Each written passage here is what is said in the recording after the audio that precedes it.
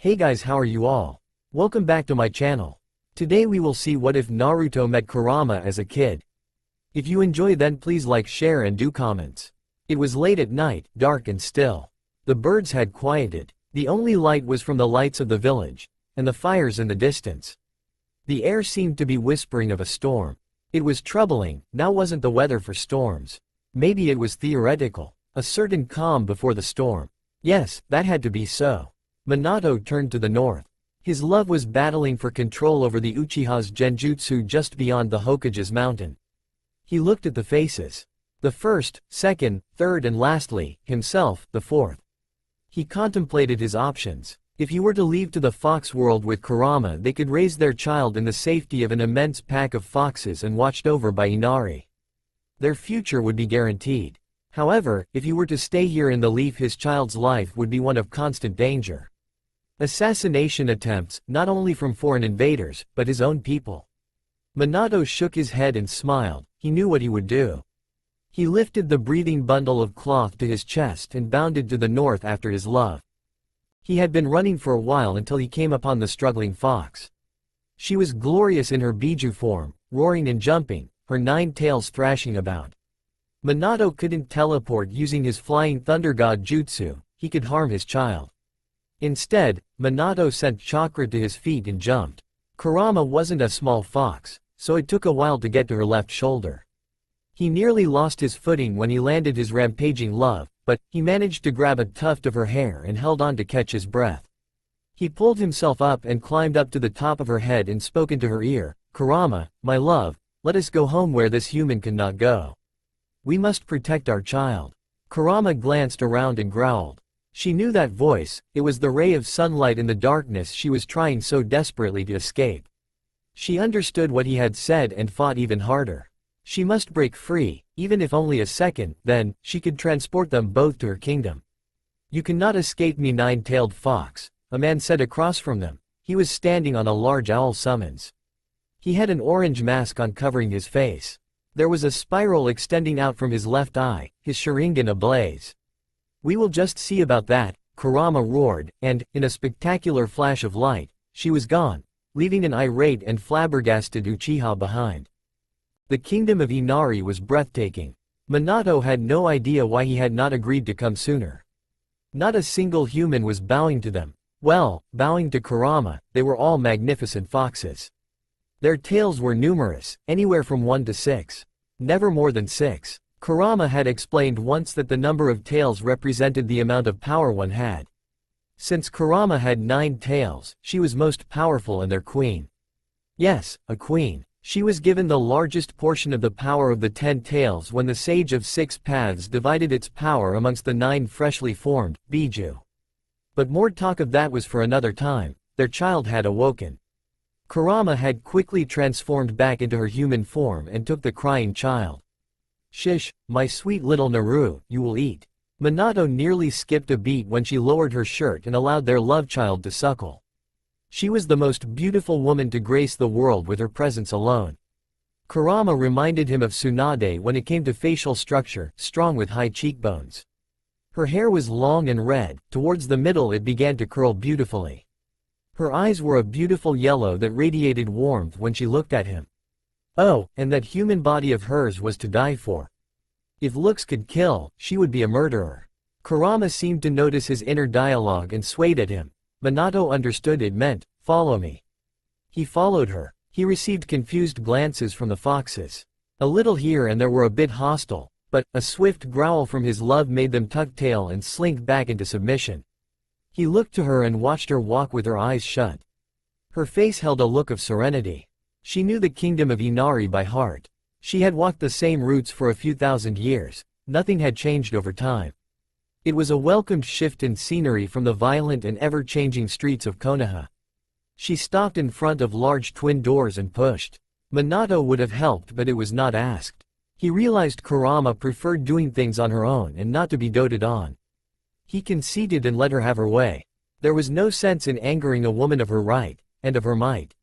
Minato stood in awe of what was behind the doors. Gold and fur as far as his highly trained eyes could see. The ceiling was up too far for him to reach. This kingdom must have been built to accommodate Kurama and her massive Biju form. Dear Kami Kurama, this place is splendid. That was all Minato could say. Kurama smiled at him and led him through the building. They came upon a room filled with toys and baby supplies. They seemed to be very old. Minato walked around and looked. He then glanced back at Kurama. I will teach our child everything I know. Kurama nodded. As will I. She then looked to their child. I have been waiting for a baby to be mine for an awfully long time, love. Kurama placed the sleeping baby into a furred bassinet and cooed. Beautiful, Minato said as he looked into the bassinet. He saw short red hair on top of a small round face. Yes, Kurama said as she led Minato into the main hall, she is. Minato had first noticed Kurama in her human form. Not only was she breathtakingly beautiful, but with each step she took the flora and fauna grew. The budding flowers blossomed, grass grew more healthy. He even saw vines of flowers grow from the sand once. There was something else too. She had a golden tiara attached to her forehead. It seemed to be infused into her skin. Her ears were filled with golden earrings that were all attached together by a golden chain. A bet. Not long enough for an enemy to yank off in battle. He hadn't known then that this beautiful woman was the Kyuubi. She looked like a normal, human beauty. It was when he first saw Kurama angry, not pissed off angry. But when she was full-blown, about to rip villages asunder angry. Her fury was swift and devastating. The wrath she brought with it was disastrous. That was when Minato Namikaze fell in love. He hadn't fallen in love with her anger, he had fallen in love with her passion. Never had he seen a fire like hers before. She really had the will of fire. And it was glorious. Minato sighed as he watched his daughter. Naruto was a spitfire, a ball of radiant energy, and the cutest thing ever. All rolled up into one neat, little package. She was 5 now and it was time to begin her training. Oh joy! Minato and Kurama had agreed that they were to give their daughter a strict and loving upbringing. Naruto always meditated with them and the other foxes were in awe with the effects it had on their young princess. Naruto had always been a calm and quiet baby since her first meditation when she was a year old. She never cried once. Amazing, the other foxes would whisper in hushed tones, to not disrupt their wonderment. Never would have believed it without seeing it with my own eyes, others would say, what natural. There was something Minato noticed within their daughter whenever she wanted something, she would sway and look sharply at you. It made him feel naked, like how her mother would look at him sometimes when she wanted something, either from his food to his. Yes, he would then give her whatever the hell she wanted, either of them. Naruto, Minato called and saw his daughter run up to him with her favorite fox kit, Tarlok, and her fox ferret, Bolin. The red and white striped tail of the fox ferret wrapped around Naruto's neck, its long and slender body hanging off her body. We are going to begin your training. Tarlok, Bolin, you are free to come. The fox kid and fox ferret ran around the room with newfound energy in the excitement of staying with their princess. Minato chuckled and turned, hand in hand, with his daughter, a smile on his face. He sure did love his life. Minato and Kurama had an agreement. Minato would teach Naruto human chakra control, leaf jutsu, some sage arts he learned from his sensei and his signature jutsus. While Kurama would teach her to control her yokai, or demonic chakra, Kurama's arsenal of demonic jutsu, including her prized, blood manipulation, kid jutsu and the transformation from human to fox. Kurama wasn't part human like her daughter so she would just have to leave the details of the transformation to wise kid Odi. He too wasn't part human, but he was the oldest and wisest in the kingdom of Inari. Excluding Inari herself. She was the oldest and the wisest of all the foxes. Naruto, I want you to do as I do, Minato said as he sat on the square rug under his feet. Naruto did as her father instructed and sat on the mat under her feet. Tarlok and Bolin sat quietly a ways away, not to disturb their princess and the king. Minato placed his fingers in the ram seal and closed his eyes. Naruto had been taught how to place her fingers in all the seals at a younger age. She was still practicing, but she was still pretty good. Now I want you to focus on feeling your chakra. It should feel warm like. Minato was cut off by his daughter. Like mommy's when she plays rabbit hunting with me? Naruto had asked with an innocent smile. Yes, just like mommy's, Minato said fondly then continued with his lesson. It is important, Naruto, that you meditate now. You haven't yet learned to harness the chakra inside yourself. Clear your mind and focus on the blue. Minato waited, then he peeked through a closed lid at his daughter. She was definitely concentrating. Her face was so cute, all scrunched up. Her face then calmed and she was at peace. A wild wisp of green rolled off her body. It was quick. Maybe it lasted only a second or maybe even two. Minato opened his eyes to watch more closely. Her chakra was green? How odd. Okay, good work Naruka. Her father praised, keep on doing whatever it is that you are doing, hun. Naruka smiled and basked in her father's loving approval. She couldn't imagine life without her daddy or mama. Without her loving friends, Tarlok and Bullen. Without her wonderful citizens of the kingdom of Inari. It then occurred to her, in some alternate universe, where she was actually a he and where he was alone without daddy or mother, where everyone hated her and was sad. No thoughts like those. She shook her head to help clear her mind. Concentrate, baby, you can do it. After Minato's encouragement, a short and very thin purple wisp of chakra rolled off her, then disappeared just how the green had previously. He noticed her pant and decided to call a break. Naruka, let's get a drink. He handed his daughter a cup of tea that was warm off the heated tray next to him, brought in by a small blue fox. Naruka paused her sip as her young, 5-year-old mind drifted back to her previous thoughts during her meditation. She never noticed a tear fall until she felt her father's hand, rough and yet so soft and gentle, touch her face. Hun, what's wrong? You are doing amazing in your first lesson. Nothing was done wrong, you were perfect. Minato consoled his saddened child in confusion. Naruka looked into her tea and thought of being all alone. She looked up at her father, her cerulean eyes burning with fresh tears. I love you, Daddy, it was whispered, but he still heard her and the plea in her wavering voice. Minato held his daughter close and stroked her red curls. I love you more than the breath in my body. Naruka smiled and sat down her cup of tea to embrace her father.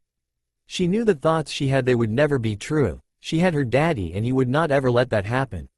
Later that day, High Sugar, Kurama greeted her daughter in body movements and growling sounds. She was in mini fox form, her 9 tails trailing behind her in unmarred beauty. Then to come together as one large and fluffy red tail. Hi Mother, Naruka greeted back to her fox mother in hand gestures and sounds. It was difficult to speak the fox language without taking on the form of a fox. So, Naruka, who was determined as ever, learned the human equivalent that all foxes understood. She didn't understand how they understood, but they just did. What we do today, Mother? Naruka asked her mother in choppy signals. She hugged her mother's furry neck and smelt the ocean on her mother's soft hair. Today, hun, you are being decorated in the traditional fox style by Inari-sama. Kurama flashed a wide fox grin at her daughter's excitement. Naruka amusing her with her arms flailing, failing to communicate in gestures. Kurama yipped to get her daughter's attention. Naruka sat next to her mother and watched her fox body move. We must get you ready, love. Kurama turned to leave and Naruka rose. Kurama turned back to her daughter. Where is your father? Naruka smiled again and moved her hands. Daddy, bed, sleep, now. Kurama did the fox equivalent of a sigh. It is barely noon. Why is he sleeping now? Naruka giggled and followed her mother to her bedroom. It was a rather large room. The bed was quite a large one too, made from a mass of skins and furs from bears, to wolves, to cows, to deer. In the center there was a small form. Yes, the bed was that huge. Naruka jumped up as high as she could and grabbed the edge of the bed and pulled herself up. She smiled triumphantly as she looked towards her mother. The jump was 4.5 feet above her, so it was a major victory to the 5-year-old soon to be going on 6. Her mother made a happy yip of approval and grew much larger and simply walked onto the bed. They neared her sleeping father. He was talking in his sleep, again. The two sweat dropped when they heard him talking to an imaginary man in his dream. I didn't eat the ramen fire daimyo, it was Kakashi, I swear. He then rolled over and said in an irritated voice, Kakashi, stop crying and take it like a man. The two girls giggled at the blonde man and Kurama, now in a human form, shook her husband awake. Minato awoke with a jolt and yelled, okay, I confess, I ate the ramen. Please show mercy. He looked at his interrogators and sighed. It was his family. Good, so the fire daimyo and the ramen police weren't on his tail, this time. You're so silly, Daddy, Naruka said as she snuggled up to her father, nudging under his chin. The nudging under the chin was an instinct that canine did to their alphas when showing affection. He sighed happily and pulled his wife down with himself and their beautiful daughter. They laid there for a while before Kurama spoke up. "We need to get Naruka ready for the ceremony." "Love." Kurama sat up and kissed her husband lightly on his forehead. Minato let a fake tear slide down across his cheek as he sat up. "My baby girl, she's growing up so fast." He tapped Naruka's button nose with his forefinger. Naruka giggled playfully. "Daddy, I'm only 5 years old." Minato laughed. "You're almost 6, little lady." He then tickled his daughter and they laughed and laughed until Kurama called to them. Kurama held up the traditional wrap she wore to her crowning for Naruka to wear. It was a simple and beautiful wrap, made of deerskin that had been scrubbed tan and made it flimsy, yet still durable. The wrap went over one shoulder and stopped at her knees, being held together by a thong strap in her midsection. The garb had the symbol for the kingdom of Inari on its back. This symbol was a K and I written in tail brush. Naruka stood in front of her parents' mirror and stared. She was a pretty half-human. Naruka saw her mother stand behind her, a hand resting on her daughter's shoulder, a warm smile on her face. Her mother had a beautiful human-like form. "I am so proud," she turned to Minato. "We are so lucky." Minato looked into the mirror at his family. There was a small, yet true smile adorning his face. He loved his family. He did miss his sensei, Jiraiya, his student, Kakashi, and his predecessor, Sarutobi though. He shook his head and focused again on the mirror in front of him. "We are very lucky." At the ceremony, Naruka was nervous. She was standing alongside her mother, father and wise kid Odi. She was looking out at nearly 1,000,000 pairs of eyes in the dusk light. In the front row were her faithful friends, Tarlok and Bullen, promising to be there for her 100% of the way. This helped her relax a bit.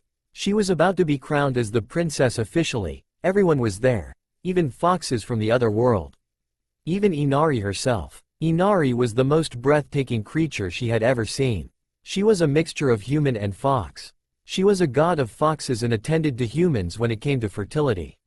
She could bless a barren woman with the ability to reproduce. That was, only if the woman had good intentions in her life. It didn't matter if the woman was on the good side or the bad. She would have to have good intentions. Inari could even bless a man with the ability to become fertile again. Though, they too had to be of good intentions. She began to speak. "My people, we are gathered here today to welcome the blessing of our next princess." Inari gestured to Naruka, her foxtail swaying majestically behind her. Naruka took Inari's hand and her nervousness vanished. It was like she was with only her fox-human goddess. "Inari, Princess Naruka will be decorated in the traditional garb of royalty." Inari picked up a golden silk wrap and asked Naruka to strip. Naruka followed her orders and felt no shame in this honor. "I bestow this onto you, Princess Naruka of the kingdom." Inari placed the silk wrap onto Naruka and turned again to her people. "Now for the ceremonial tiara." A golden tiara, flat with a ruby in the center, appeared in the palm of her hand. Inari turned to Naruka. "Young princess, do be strong." Inari placed the tiara onto Naruka's forehead and pressed down. Naruka felt a white-hot pain erupt in her head. It lasted only a split second. Inari raised her palms to the sky and the foxes all cheered. "Now we do the ceremonial piercings." There was another applause that erupted within the crowd. She turned to the table and motioned for Naruka to do the same. Laid out before them were 12 earrings of different sizes. Naruka looked at them and could see the other side they were like tubes. She knew this would hurt and felt nervous again. Inari picked up the 3-inch needle. "These are a gift to you." Inari then picked up Naruka and placed her onto the table. The audience hushed and watched on. Inari looked to Naruka and smiled. All uneasiness washed away from Naruka and realized once again that she was in the presence, no, in the hands of their goddess, Inari. There was nothing to worry about. Naruka glanced over to the direction of Tarlok and Bullen. They were excluding positivity and happiness. Naruka smiled. She turned to her parents. They too were happy. She smiled again and looked towards Inari. Inari raised the needle to Naruka's ear and pushed it through. It was weird to Naruka. It stung slightly, but it went through relatively easily. There was a substance on the tip that helped glide it through. Once the first one was in, Inari did the second one, a slightly smaller size. She did the next and it too, like the previous went through easily. The fourth one, however, stung more as it went through the tough cartilage. Inari ran chakra over Naruka's ear and the swelling subsided. She put in the fifth earring then the sixth. Inari switched sides and did the same. The piercing stung but not badly. Inari's chakra got rid of all the swelling and the pain. Inari raised her palms to the sky once more and they began to glow. When she lowered them there was something in her hand. It was foreign to Naruka. "This is the gift I bestow onto you, Princess Naruka." The goddess then put the odd necklace around Naruka's neck. The necklace was on a gold chain. Hanging from that gold chain was a circle. Within the circle there were two more circles. Those circles were attached by 3 lines. "Inari-sama, what is this?" Naruka asked, tipping her head like a fox. Inari looked at the red-curled girl on the table and took the, rather large, necklace into her hand. "This is a dream catcher. But not an ordinary dream catcher, it is made from my hair. It will help you ward off evil." Naruka was in awe. This goddess just gave her something made from her hair. "Thank you Inari-sama," Naruka said as she bowed her head in her sitting position. Inari bowed her head and turned to the citizens. "I now proclaim this kid as Princess Naruka in the kingdom of Inari." There was a thunderous applause of yipping and barking as the gathered foxes began to celebrate. Naruka jumped off of the table and ran to her mother and father. "Mommy, Daddy, look." Naruka said as she showed them her new look. Minato nodded, "Very mature, Princess Naruka."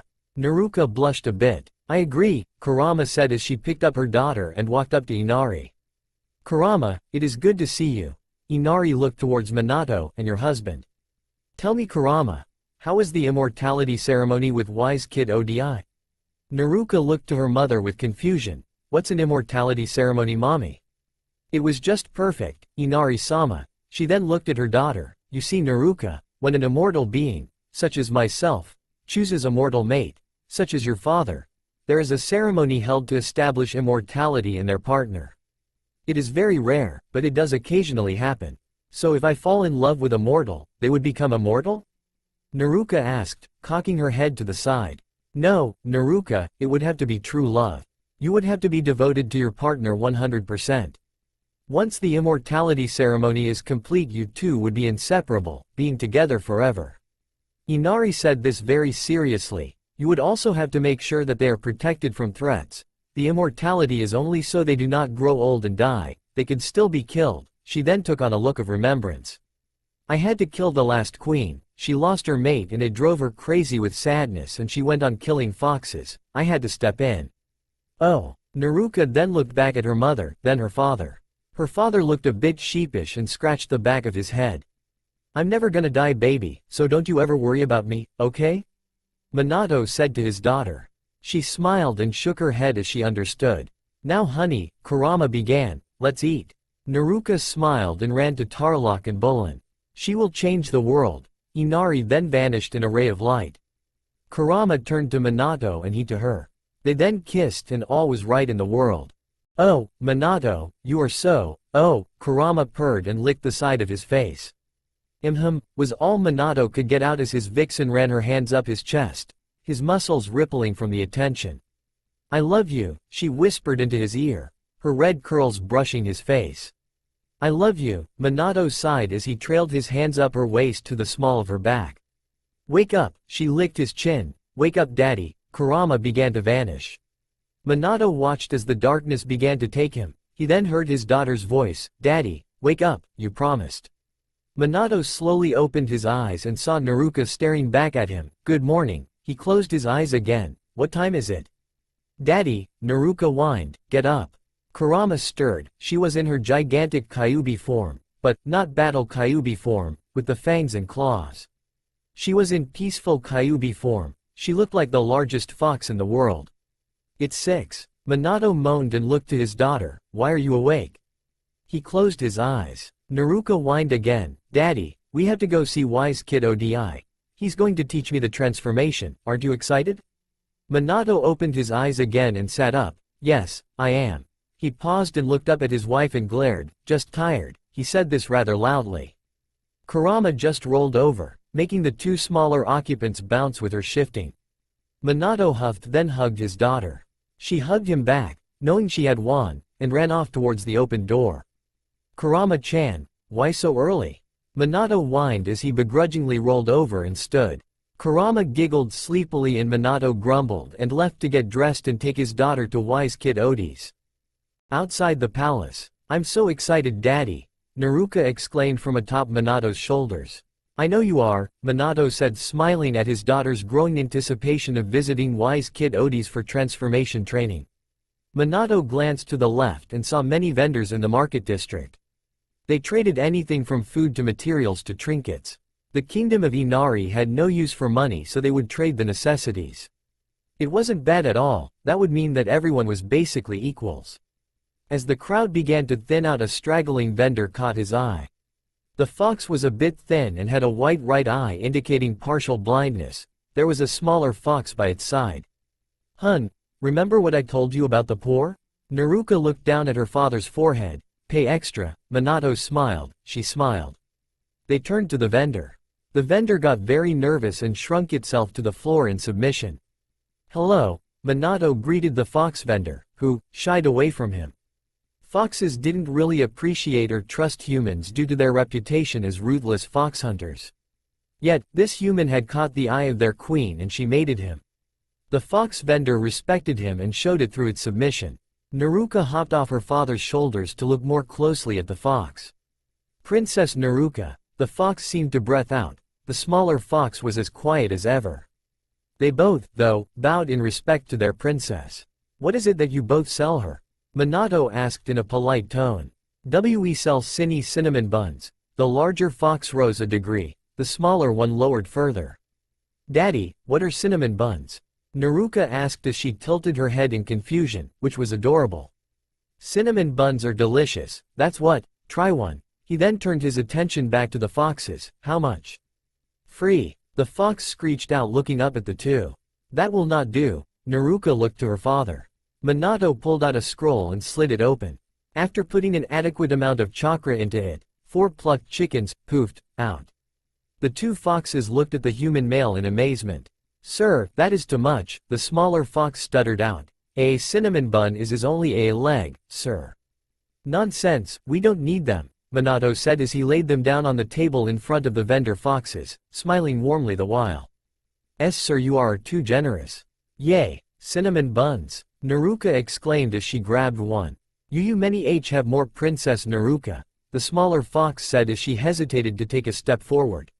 Really? Thank you. She picked up another. Look, Daddy. Come on, sweet, Minato called as he lifted her back onto his shoulders.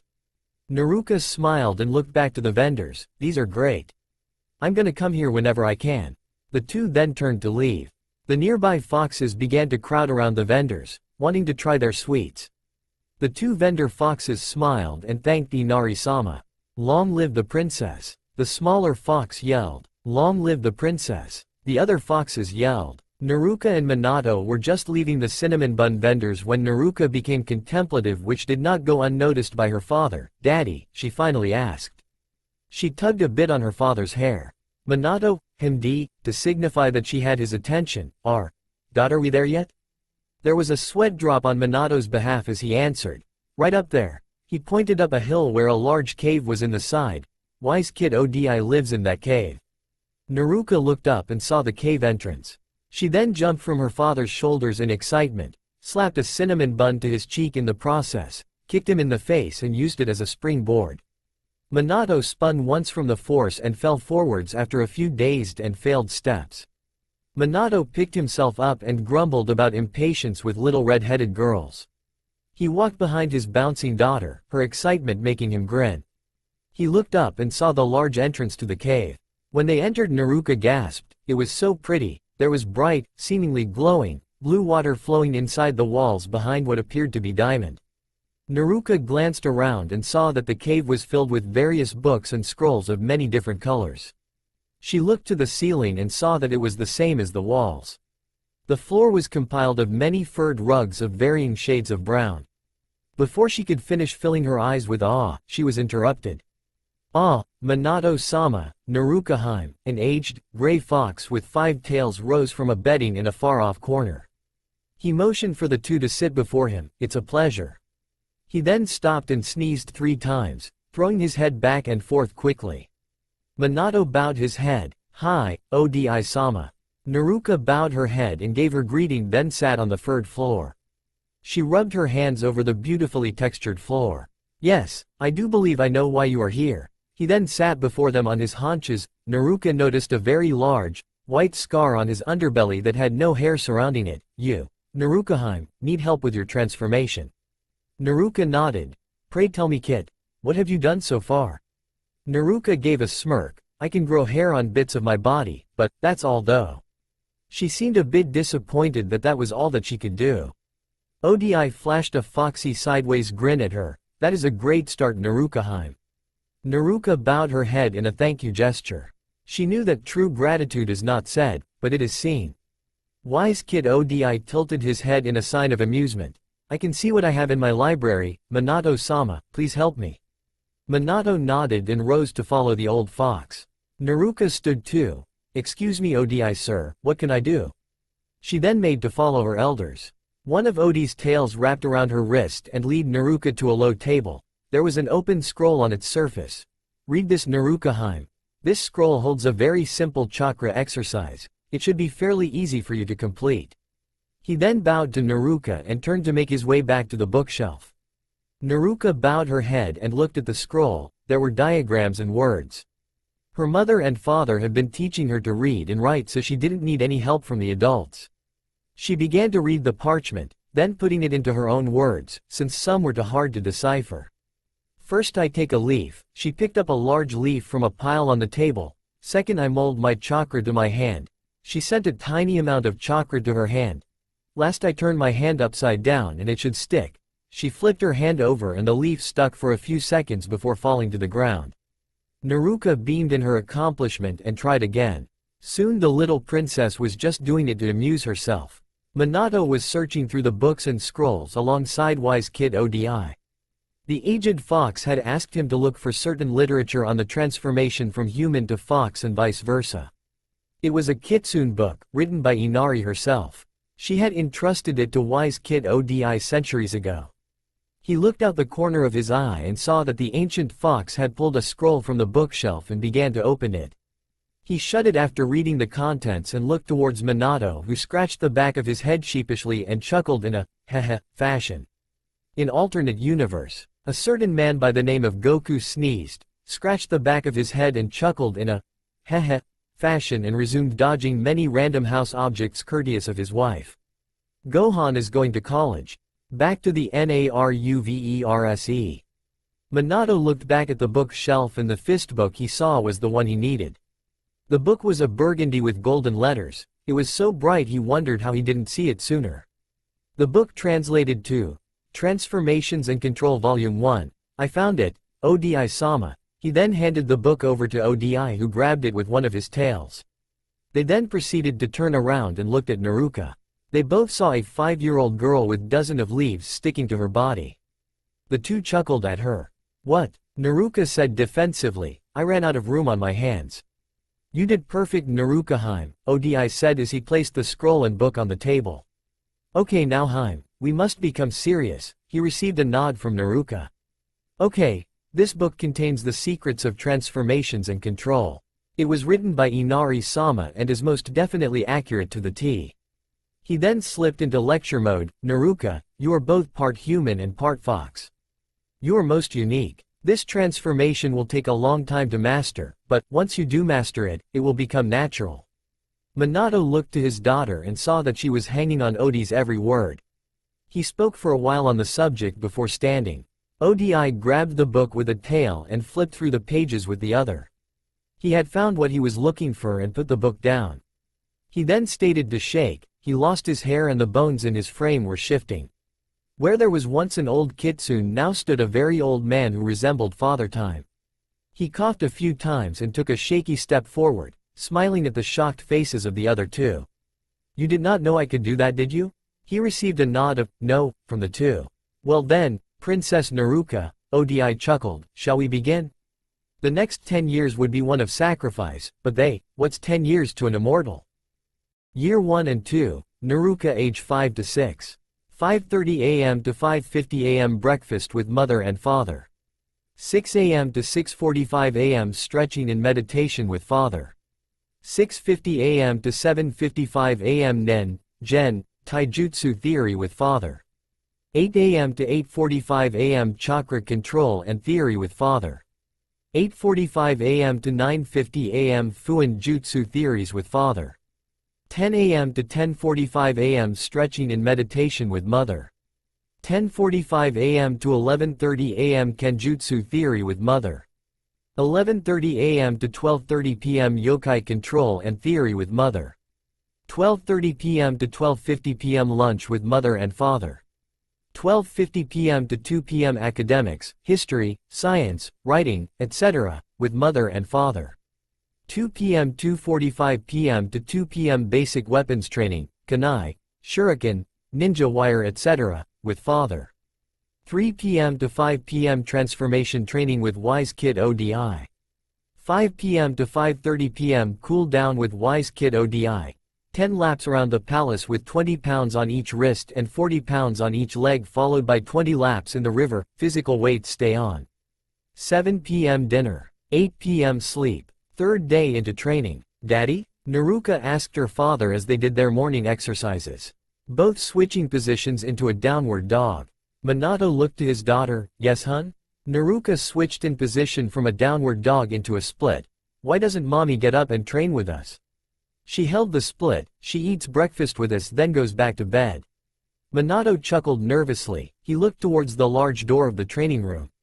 He was hoping his wife couldn't hear. Your mother, he whispered and leaned closer, isn't a morning fox. Minato heard a roar. Well, more like a loud yawn from his mate, I heard that. Minato's sweat dropped and Naruka giggled. She loved her mommy and daddy, they were too silly sometimes. She changed positions. Year 3 and 4, Naruka age 7 to 8. 5:10 a.m. to 5:25 a.m. breakfast with mother and father. 5:30 a.m. to 6:25 a.m. stretching and meditation with father. 6:25 a.m. to 7:45 a.m. Nen, Gen, Taijutsu katas and exercises with father. 8 a.m. to 8:50 a.m. chakra control with father. 8:55 a.m. to 9:40 a.m. beginners and intermediate fuinjutsu and theory with father. 9:40 a.m. to 10:20 a.m. low-ranked jutsu with father. 10:30 a.m. to 10:55 a.m. stretching and meditation with mother. 10:55 a.m. to 11:30 a.m. kenjutsu katas and exercises with mother. 11:35 a.m. to 12:30 p.m. yokai control with mother.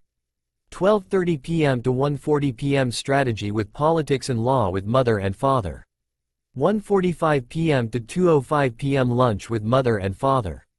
2:05 p.m. to 2:45 p.m. target practice, tracking and trapping with father. 2:45 p.m. to 3:30 p.m. beginner combination kit jutsu using Tarlock and Bolin with mother. 3:30 p.m. to 4:50 p.m. blood manipulation theory and katas with mother.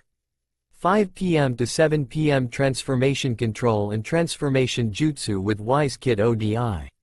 7 p.m. to 7:30 p.m. cool down with Wise Kid ODI.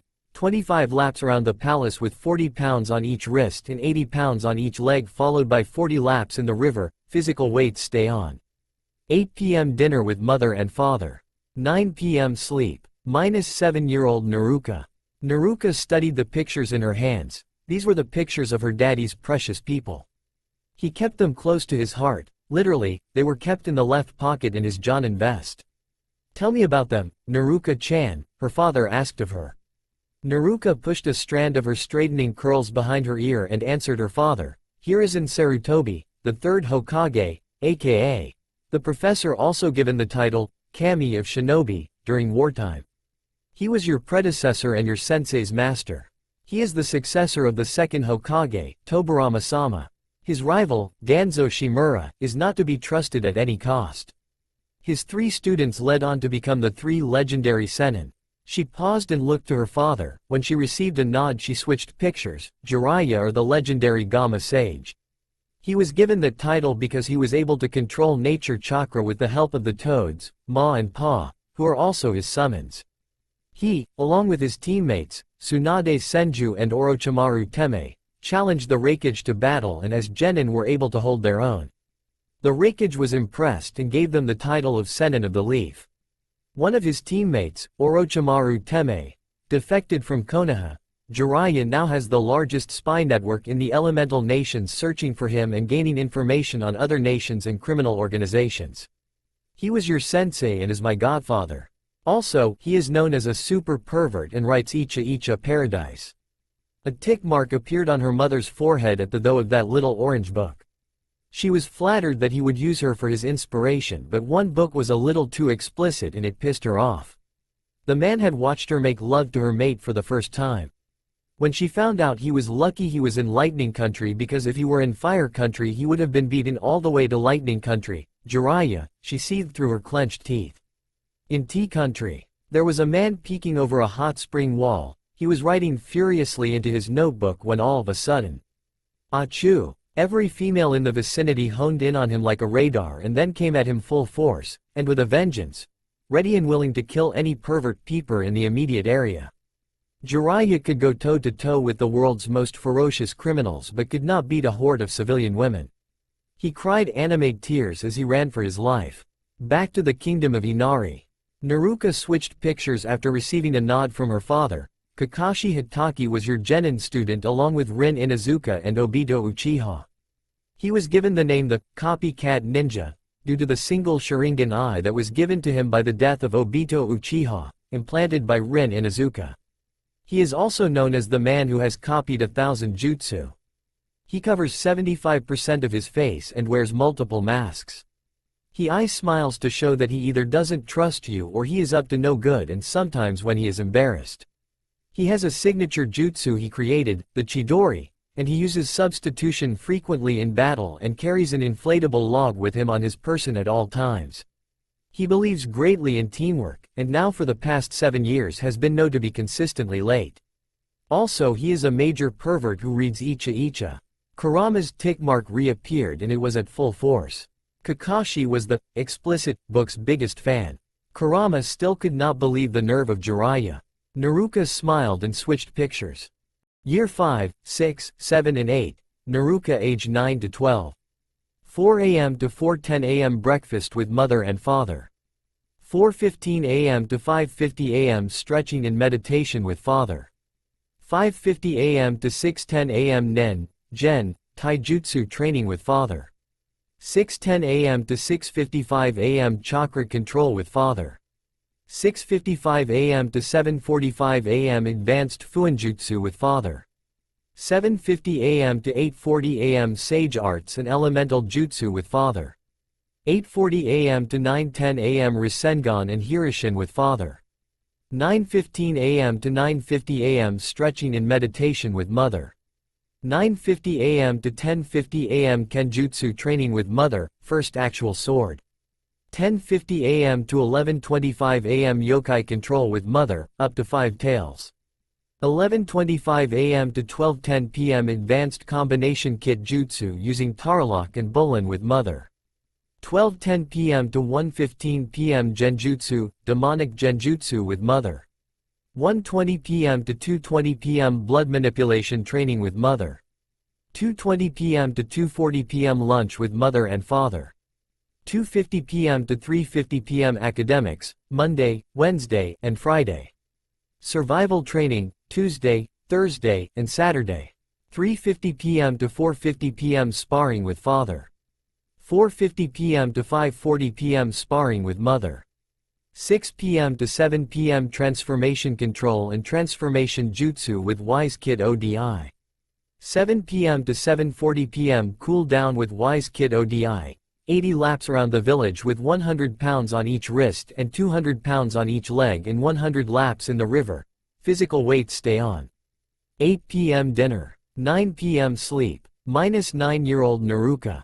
Okay Naruka, envision the blood in your opponent's body. Kurama commanded her daughter. The art of blood manipulation is ruthless. In turn, you must be ruthless. She circled her daughter, checking her form. Naruka concentrated on the man in front of her. Her mother had taken him from a prison in Iwa. Like her mother and father, she too did not hold Iwa ninja in high regard. Her father had taken her a few times to the other world as field trips or whatnot, and they were always nasty. Anyways, Naruto refused to use blood manipulation on her people, so her mother had to resort to kidnapping people in the middle of the night, returning them in the morning, or whenever they were done with training. She focused again and looked at the blindfolded man. She felt his blood with her energy. It was very intimate and it aroused her. It made her feel very powerful and lusty. She shivered. She moved her arms in resemblance to Sweden like Kata's. The man's body began to contort, his arms went akimbo, his back fell into a bow, he was on his knees and his back twisted. She focused and she was able to twist his wrist until a pop was heard. She splintered his wrist. He tried to scream but nothing but a gargle came out. Naruto pulled more on his blood and lifted him a foot off the ground. He was gurgling even more now and crying like a very pathetic little piece of scum. Perfect Naruto-chan, keep it up like this, her mother praised her and she smiled. Her daughter, like she, was a natural at blood manipulation and was making her mother proud. Baby, knock him out. She made this command sweet. She never needed to raise her voice at her daughter. Naruto was always obedient. She knew she would be able to one day let her go on her own without the worry others had of their children. Naruto concentrated for a split second on the man's brain and he fell limp.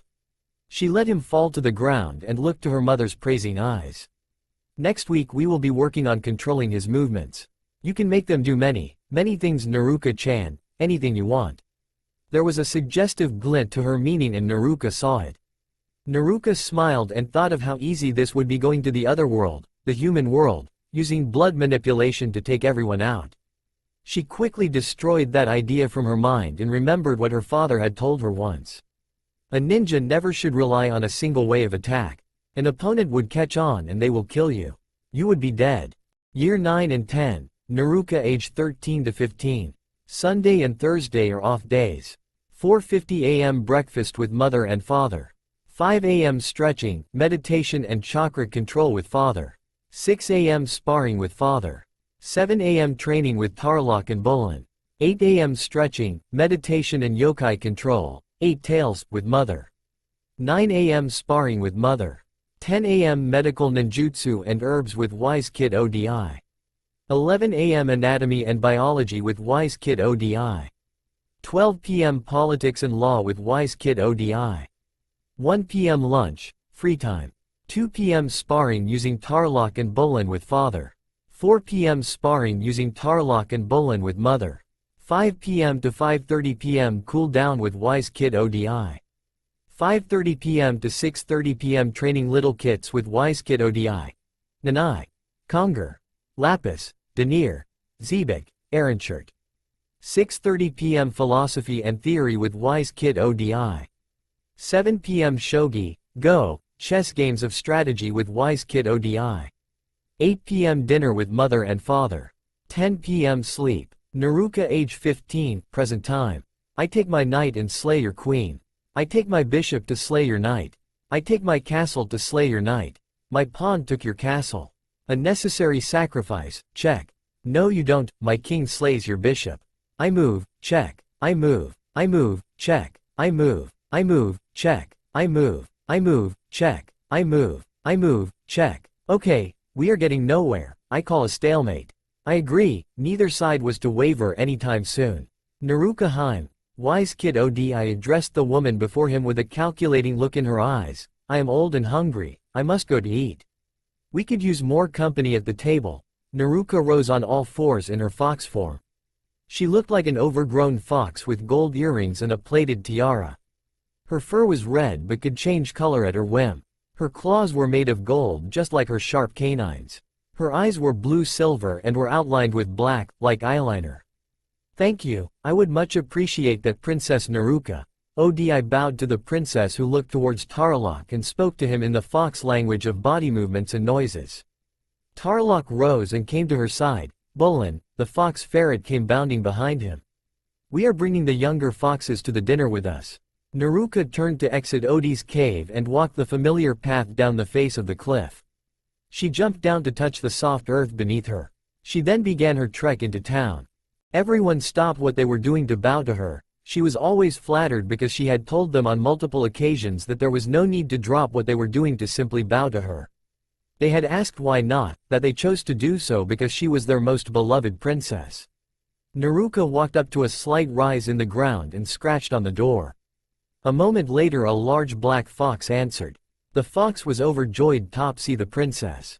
"Princess Naruto," the kitsune exclaimed with a yip and stiffening of his body language. "It is a pleasure, Conger should be inside." The fox turned and called for Conger. The very large kit came running to the entrance. "Naruto-sensei, are we doing super secret training tonight?" The overexcited fox yipped with a gleam in its eyes. No, Conger. I am inviting you and your families to a dinner." She then addressed the father, "Come at 8:30 sir." She then lifted her chin above the other foxes in a sign of dominance and respect to her citizen. The fox licked her chin and stepped back, showing that he has recognized her dominance, and respectfully answered. She turned to leave with a happy yip from the father fox at the doorway. She made her way to the homes of Lapis, Nanai, Denier, Zebek, and Aranchert. They were all invited to the wonderful feast that was being prepared in the light of Naruto's departure to the human world. The large table encompassed the room from wall to wall. Naruto was seated in her fox form just across from her mother and father, her father in a fox form, blonde and large, with a spiky mess between his fox ears. To her right was wise Kid Odi. She loved the old kitsune with all her heart and then some. To her left was Tarlok with an excited, yet very respectable, Bolin next to him. Next to her mother were all the families of her charges. First was Conger, the largest of the kits, sitting alongside his even larger mother and father. They were well groomed and they were minding their manners. Conger was all brown except a white patch over his right eye that ended at his impressive maw. He was strong and sturdy, like the earth. This made him unique to the earth jutsu. Next was Nanai, the thinnest of her kitsune charges. She was sitting with her equally thin parents. They were a happy family with nothing in them but positive energy. Nanai was a light green fox with longer than normal ears and a thin tail, making it easier to glide through the air with her wind jutsu. Sitting across from them, next to Bolin, was Lapis and her family, who were quiet and collected. Lapis was a blue fox with long, white whiskers on her snout. Her whiskers helped her see when she dove long distances underwater, the depth making it quite difficult to see her surroundings. Her affinity for water allowed her to adjust rather quickly to water jutsu. Next to them was Denier and his family. They were very quiet, like Lapis and her family, and quite small compared to the other foxes at the table. They were white with black rings all over their bodies. They had very large ears that had black tips, similar to that of a desert fox. When threatened, they rolled up their ears tightly and let loose an ear-splitting sound that could render their predators deaf. This made it quite easy for him to be taught sound jutsu. Across from Denier was Zebek and his family of bright red foxes. They were very hot-tempered, but such happy individuals. Zebek's personality earned him the nickname of Hot Head from Naruto. She only used it when she was upset with him, which wasn't very often. No one would dare to purposefully anger the princess. This temper of his made him a perfect candidate for the fire jutsu. At the end of the table was Aranchert with his mother and sister. Naruto had found out early in their training that Aranchert's father had been skinned by poachers. They skinned his body and left the rest of him to rot. Naruto had been so angry and mournful for her student that she had spent most of a week punching and kicking things everywhere. No one, and she meant no one, brought harm to any of her citizens. Aranchert was a sad kid, but when happy, he was very unpredictable and prankish. His unpredictable nature made Naruto and later wise Kid Odi want to train him in lightning jutsu. Naruto saw a waiter fox with two tails holding a tray above himself. Making his way towards the table, he bowed to the occupants and turned to leave after he set down the food. Everyone was ready to begin eating before Naruto called out to the waiter in a soft yip. When he turned, she gave signals to the fox with her body. The language spoke, "Please do leave extra in the kitchen. I wish to dine with you all later." The fox was ecstatic, bowed and ran towards the swinging kitchen door to tell his fellow co-workers. Naruto turned to her mother, who gave a nod and lifted her glass. "I wish to give a toast," she began, "to my daughter. May she slay the evil humans and restore peace among our kind." And with that said, they began to eat and have small talk. When the eating was done, Naruto went to the servants and continued the party. There was much merriment throughout the night that she seemed a bit disappointed at the notion of having to leave her people. It was nearly 1 in the morning when she went to her sleeping quarters. She had just started brushing her long, red hair when her mother walked in. "Hello, Mama," Naruka greeted as she handed her brush to her mother. Kurama smiled and silently brushed her daughter's hair. When she spoke it was a bit detached. "Have you made the seals to transport your room?" Naruka looked at her room from the mirror. It was definitely a sight to behold. The room was excessively large. It could fit more than about 100 people with their arms spread wide and still not touch one another. There wasn't a ceiling and the night sky could be seen. The floor was the healthiest shade of green grass. There were a few patches of exotic orchids and many dandelions. Towards the center stood a small yet beautiful waterfall that ran into white rocks in a riverbed. Magic was what wise kid Odi had told her that made the water recycle itself against gravity. In the center of the riverbed was an island of the same lustrous grass, and on the left of said island was a sakura tree in full bloom. The pinkened flowers had grown and some had fallen into the water. In the center of the island was a fuinjutsu symbol of transport. Yes, it was definitely a sight to behold. "Yes, Mama," Naruka answered. Kurama continued to brush her daughter's long, flowing hair. "Good." She paused and looked into Naruka's eyes from the mirror. "Please recite what your mission in the human world is." She then continued her brushing. Naruka was silent for a moment, collecting her thoughts before she spoke. She looked up at her mother and said, "My mission is my first royal act as a princess, and one day, hopefully one day long from now, successor as a Kyuubi. I am to seek and destroy all the poaching organizations. Save our kin from the horrible humans that practice this poaching. The horrible ones who do it from some sick and twisted sport die a grisly death. Those foxes that are saved have the option of being housed with me within my transported room. I am to also," she paused and took a long and shaken breath, then continued, "I am also to bury all the lives lost, be it whole bodies, mutilated bodies, furs or even stuffed kin." She then inhaled, then exhaled. She just could not believe that this could ever happen to her citizens. "And how are you to sneak around the elemental nations undetected?" Kurama asked her daughter as she placed the brush in her hand. "By becoming a shinobi of Konoha, of course." Naruka ducked under a left hook from Minato and blocked a right knee with her forearm. She then countered with an elbow to Minato's ribs, but her father just pushed it away with his left. Naruka ducked low to the ground and swept out at Minato's legs, but the man jumped over it and lashed out with his left fist. But Naruka tilted her head and let the fist go past her. She grabbed it, turned and flipped Minato onto his back before smashing her foot on Minato's face. At least that would have been what had happened if Minato hadn't rolled to the side and thrown a kunai at Naruka. Naruka brought out her own and blocked the kunai with hers before lunging at Minato. The two clashed with kunai for about 30 seconds with neither really having a disadvantage, before Minato jumped back with a smirk on his face. "My daughter, you have grown exquisitely in our training. I have no doubt you will shake the human realm to its very foundations." Minato beamed in fatherly pride at his daughter's strength. "That is enough for today, love. You passed my test. Now you must pass your mother's test before you are ready to leave for Konoha." He then put away his kunai. Naruka bowed to her father. "Thank you, Daddy." She then smiled and shushed away to her mother in a puff of smoke. "Good luck, baby," Minato said as he left to go home, a young fox at his feet. Naruka caught her mother's fist and Kurama caught hers. Naruka struggled and pulled free. She jumped back just as Kurama's fist launched at inhuman speed. Kurama's chakra-enhanced punch made contact with the ground and sent a wave of spider-webbed cracks along its surface. She stood and turned just in time to dodge Naruka's furious combination attack.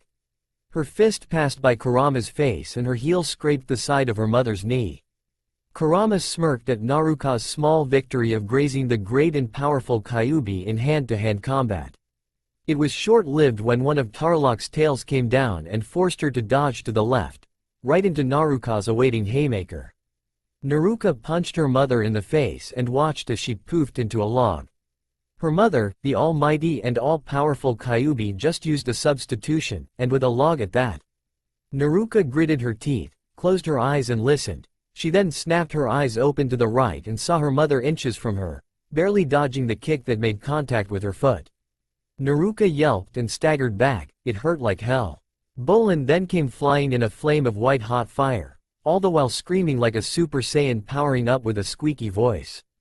In alternate universe, a certain man by the name of Goku sneezed, scratched the back of his head and chuckled in a heh fashion and resumed dodging many random house objects courteous of his wife.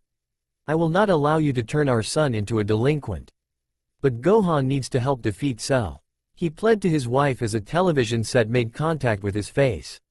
Back to the Naruverse. Kurama dodged Bulin and turned in time to see Naruka and Tarlok spinning in a Gatsuga fashion inches from her. She smacked them away and the two dug into the ground upturning the grass and dirt. "You Passheim," Kurama called as she saw her daughter's hands halt the forming jutsu while still laying on the ground. Kurama smiled at the look on her daughter's face as she walked towards her. "Let's go. You three have a very long journey ahead of you." Naruka stood and adjusted the gloves on her hands and followed her mother. It was time to leave the kingdom of Inari.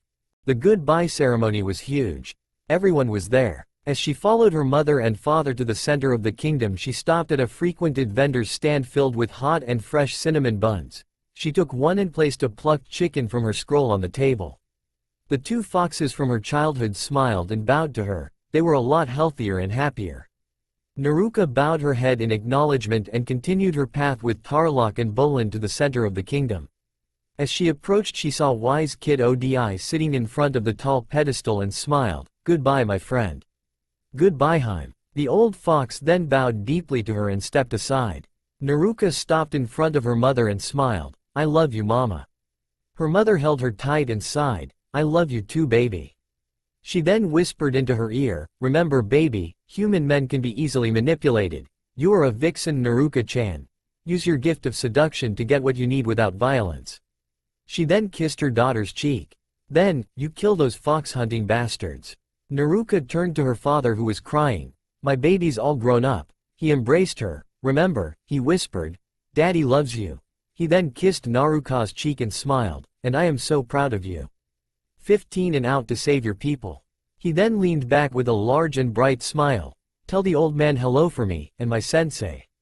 Tell Kakashi to stop being late too." Naruka allowed a tear to roll the path of her beautiful face. "I will do that, Daddy." She then wiped her tear. "I love you both." She then turned back with Tarlok and Bolin. "I love all my people." The crowd then erupted into a wave of sound as Naruka and her companions left in a spectacular flash of light. Outskirts of Konoha. Naruka opened her eyes and saw nothing but trees, the largest trees ever at that. She sat up and looked all around her. She spotted Tarlok and Bolin, who were sprawled out a few feet away. She sniffed the air and smelled old, but still traceable, human scent trails. Standing to dust herself off, she looked down at the outfit she was wearing. Her mother said it was one of her favorites, perfect for flexibility and seduction. She smirked. Naruka wore one very revealing attire. She had a white and sky blue cloth that wrapped her chest and draped down her left arm to just below her elbow. Her left hand was wrapped with brown leather to protect her from calluses when using her sword. Her rather large breasts were propped up by two brown, leather straps. Her right arm was bare of cloth but had a leather, fingerless glove and a gold band just below her shoulder. Her belly button had a small diamond stud showing through the top. The most revealing part of her state of dress was what she wore to cover her nether regions. Nothing but a white pair of underwear. At her hips was her belt with the dreamcatcher Inari-sama gave to her on her right hip and a gold plate on her left hip filled with intricate designs. Attached to her belt was the same cloth that wrapped her breasts. It trailed to just above her right knee and was held by a gold band. It covered absolutely nothing. At her feet were a pair of gold shinobi-styled sandals. Her hair was a bright red and reached below her mid-thigh, nearly touching her knees. It was trying to be held back by a bun with long, sharp chopsticks. Her tiara was on her forehead and the red ruby gave a soft glow. Her ears were filled with 6 piercings. Instead of just gauges, she wore small gold hoops with them. She looked over at Tarlok and saw him sway to his feet. The earring in his left ear moved with him. He stood and Bolin squeaked and jumped to his feet. They both walked up to their princess and helped her to her feet. Naruka sniffed the air and saw, with her nose, the direction the scent trails went. She then leapt into the trees and jumped off alongside Tarlok with Bolin riding his back. They ran and jumped for a few minutes before stopping behind a tree. Naruka fixed her underwear. She looked up at the gates with joy and excitement. She stood and schooled her features. Are you ready? Yes, Naruka Heim. Tarlok spoke with his body. His multiple tails came together as one. Bolin jumped from Tarlok's shoulder blades and landed at Naruka's feet and squeaked out his yes. Naruka turned and set her sights on two handsome young guards. She smirked. Easy. Konoha gates. Azumo Kamizuki tried to move the hair from in front of his eyes. He was tired. Konoha had another slow day and he was just trying to survive the grueling summer heat Konoha is known for. Sadly, the village hidden in the leaves known for its large abundance of trees doesn't have a single tree by the south gate. Not even a small fern. Kotetsu Higane was adjusting the bandage on his nose for the 100th time, wishing for something interesting to happen. His wish was answered in the form of the most appealing woman he had ever seen. She was riveting. She was glowing. Azumo, he whispered to his partner, Azumo. Was all he got. You see what I see? About 5 feet 4 inches, long red hair, legs, wearing only underwear, yep. Azumo held up the hair in his face to soak in the beauty. The woman of beauty walked ever closer to the hypnotized man. Time was crawling. She took a fingernail and ran it over Kotetsu's bandage. Excuse me, but may I please go to see the Hokage? Kotetsu lost his words at her arousing touch. His face burned with an unhealthy red. She smiled at him and looked to Azumo. Is there anything I need to enter? She then tugged at Azumo's Chunin vest and licked her lower lip. Oh, yes, Azumo rattled. Papers. You need papers. The beautiful woman frowned. I'm sorry. She let go and took a small step back and tossed her hair in her arms in an embarrassed fashion. I hadn't realized. Kotetsu snapped out of his stupor. Ma'am, we need to see some papers, that's all. He swallowed a lump in his throat he hadn't known was there. Well, you see, she leaned in close towards the two. Once the Hokage sees me, he will know exactly who I am. I'm sorry, but we could send someone to get him for you, Azumo said quietly to the beautifully delectable woman. Her gaze made him feel very small. Can someone take me to him? He's my great godfather. She crossed her arms under her ample breasts. The two guards were shocked. What? Azumo stuttered out. Could I go to him please? She seemed to have a twinkle in her eye. Please? I'll take you to him, Kotetsu mumbled out. She squeaked and grabbed his arm, pulling him out of his chair. Yay, come on. She then pulled Kotetsu away. Bye, she yelled back to Azumo. Aw man, Azumo cried with anime tears. Kotetsu. Walking through the streets of Konoha was a fun experience. Naruka never knew just how stunning she was. Plus with every step grass and the occasional flower grew. Everyone, man, woman, and young human stopped and stared. It was truly a rush. Naruka was latched onto the man from the gate's arm, swaying her hips as she walked. She could smell the nervousness rolling off of him. My name is Naruka. The man was a bit surprised with the introduction. Well, my name's Kotetsu. She giggled at Kotetsu's nervousness. Is Gigi-san near the center of the village? Naruka asked in an innocent tone. Yes, if you mean Hokage-sama that is. She could feel within herself that this man was aroused. She bit her lip at this sensation. Naruka giggled again. She looked around and saw a Jonin bar. One man stuck out with the mask, Kakashi Hitaki. She smiled and pulled Kotetsu closer to her and whispered, is that Sharingan Kakashi? He looked out and saw Kakashi. Yes that is. Naruka smiled at Kakashi's expression, as if he knew her once. He then shushed away in a puff of white smoke.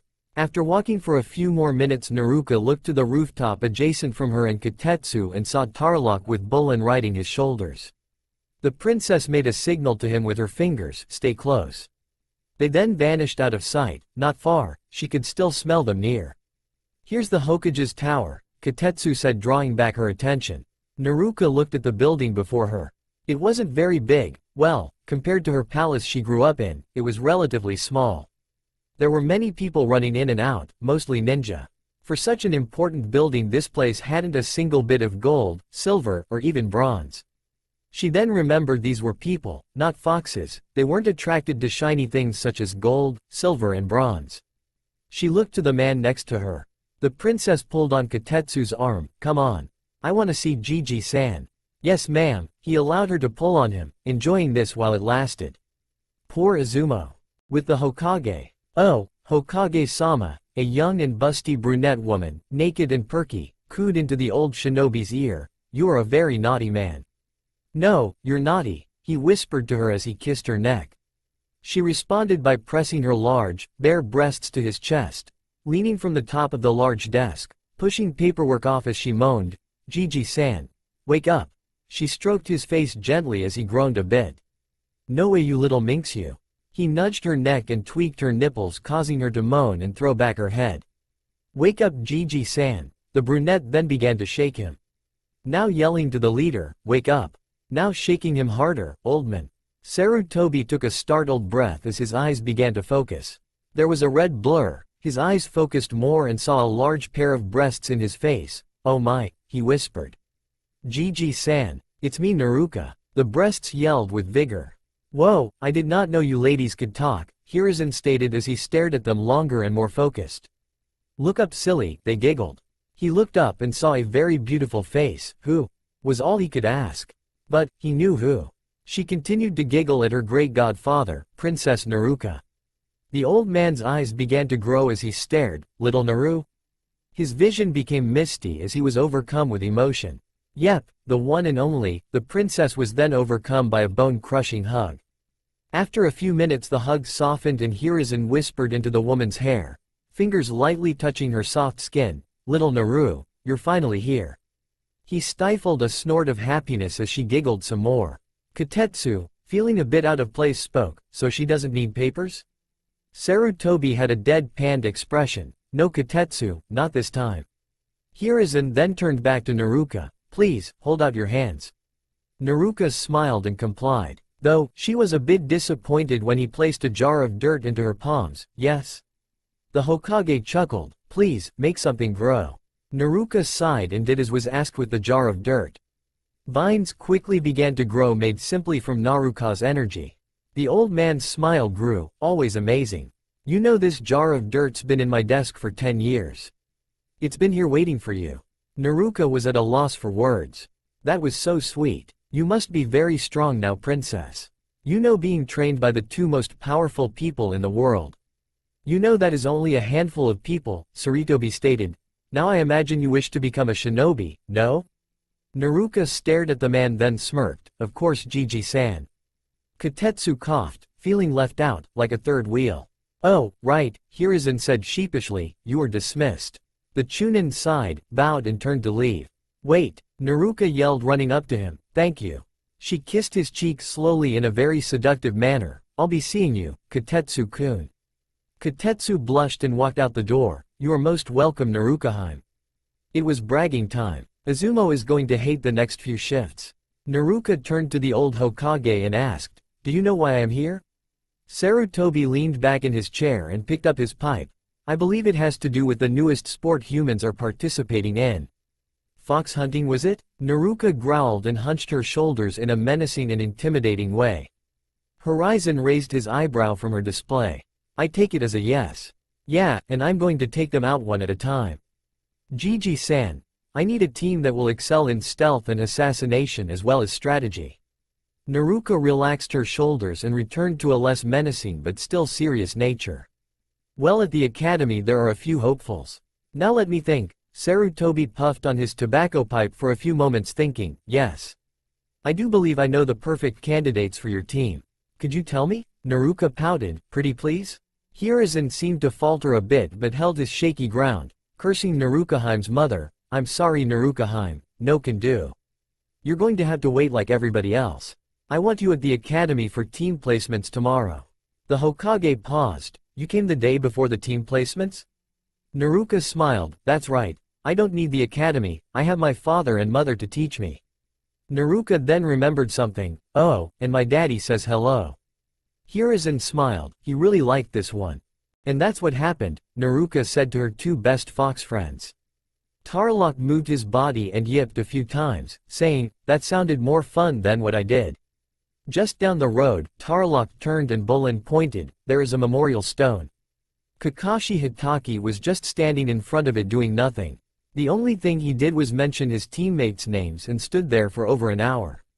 "Oh, my poor babies," Naruka said, scooping them into her embrace. Let's go to the woods. I have a feeling tomorrow is going to be very fun. Naruto bit her lip in anticipation. She just could not wait to find out who her two very male teammates would be. When she reached the tree line, she ran up the length of a tree, vines growing wildly in her excitement. Oh, this is going to be such an adventure. She glanced at Tarlok. I don't think we should transport my room here though, it doesn't feel right, love. Tarlok nodded. You are indeed correct. There is something happening here, something very wrong. My fox senses are going off. After running and jumping for a short distance, Tarlok stopped and looked to his right. By the tree was that same whiny human he had to watch for an agonizing hour. Hello, Naru-chan, he said with an eye smile.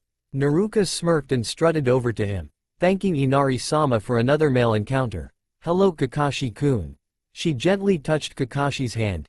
Is there possibly something I could help you with? Kakashi began to sweat. He knew just how this would end. He had played Naruto's mother, Kurama, in this dangerous game and lost every time. Vixens were a natural at seduction. Why the hell was he here unprepared?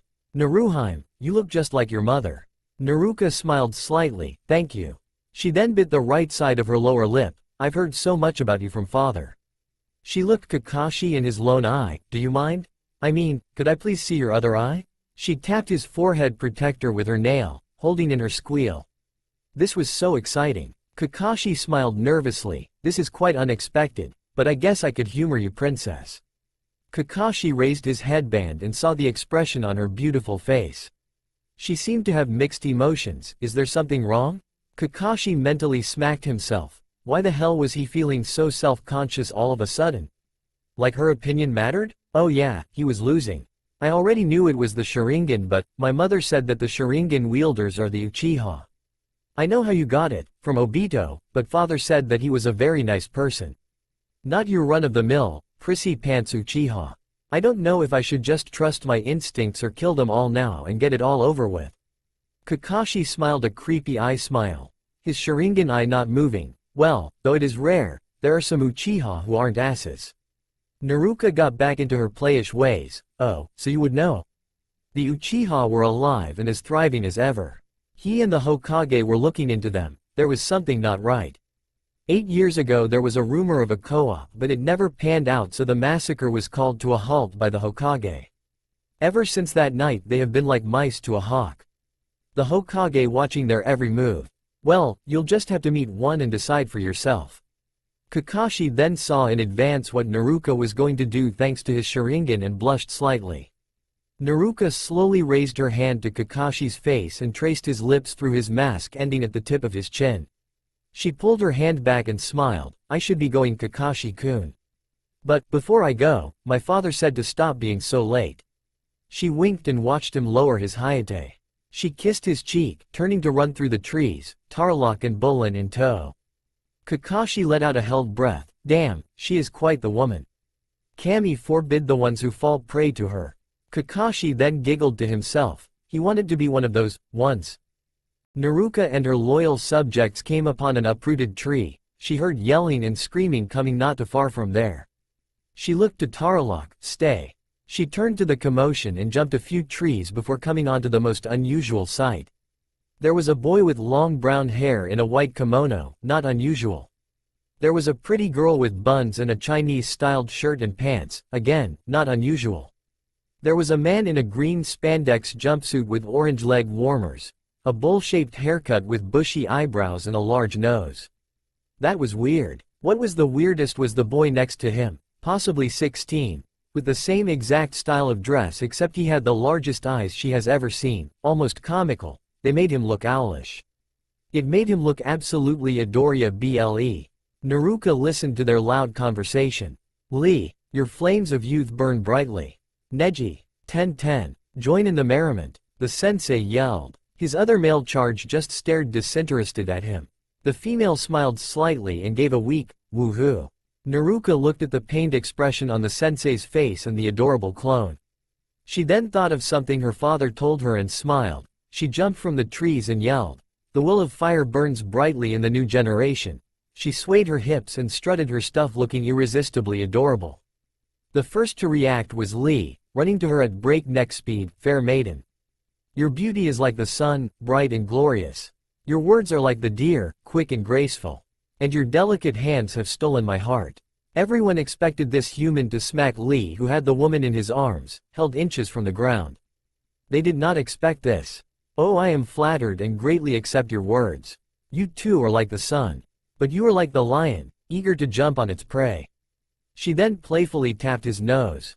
I am sorry, woman of fire, but I must know your name, Lee said, bowing deeply. I am Naruka, Princess Naruka. She then bowed like a lady. A princess? Neji chimed in, dressed like that? Neji, this is a woman of youth. She must know how to use HESELFEFFECTIVLY in battle. The man yelled, there are many UNYOUTHFUL people. WHO will find this a weakness and attack, not fully knowing how youthful she truly is. Guy-sensei, you are right.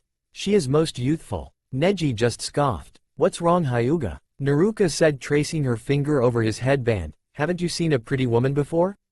She then looked to a fuming Ten. You have. Ten is pretty, so what's the problem? Ten seemed to calm herself at the compliment. Neji scoffed again, this time with a small blush. She then walked over to Ten. You are very pretty. She turned to the two in green. When the tree leaves dance, one shall find flames. The fire shadow will illuminate the village, and once again, tree leaves shall bud anew. The two smiled and cheered and yelled about their training. Dearest Princess Naruka, I will win your heart. Lee yelled with a flourish. Naruka smiled and tugged on her gloves. I look forward to that, Lee-kun. She then turned to Guy-sensei, Neji-kun, Ten-chan. She bowed again and jumped to the trees and left into the dusk. She met up with Tarlok and Bolin to explain what had happened. After many minutes of laughing, they set off to find a place to burrow for the night. Tomorrow was going to be a fun day. The classroom was abuzz with life, people yelling, dogs barking, girls chattering or fawning, Uchiha boasting, and one teacher ready to flip his lid. Shut up and sit down, you teen brats. That seemed to work, as the newly graduated ninja quickly took their seats and shut their traps. It was silent. A pencil dropped to the floor. Thank you. Now, as you all know, you are here to find out who you're going to be spending the majority of your careers with. Now for Team 1. He was then interrupted by a shushin. Hello, Uruka-san. Hokage-sama. Uruka and another teacher said with a bow. You have a last-minute student. Do not worry, she is highly qualified. She is on the roster and will be here in a few minutes. Good day, the Hokage said, then left in a shushin once more. Uruka turned to his fellow instructor. Ah, Mizuki-sensei, did you know? Mizuki scratched his head. Nope, I don't know who it is. Uruka turned back to his class. Uruka-sensei, a blonde girl yelled. We have been in this academy for 6 years.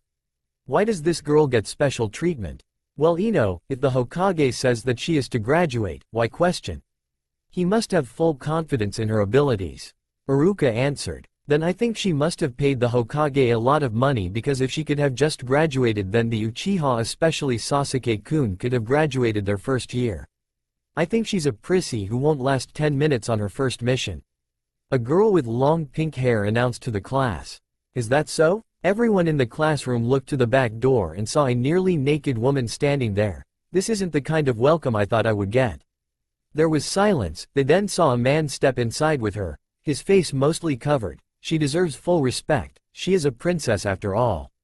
He finished with an eye smile. Everyone's mouths flew open, some with drool, others in shock. Uruka coughed once and spoke, still looking at Naruka. Students, this must be the last-minute student. The class silence had to have been broken sooner or later. What kind of ninja outfit is that? The girl with pink hair screeched, causing people to recoil in ear-slicing pain.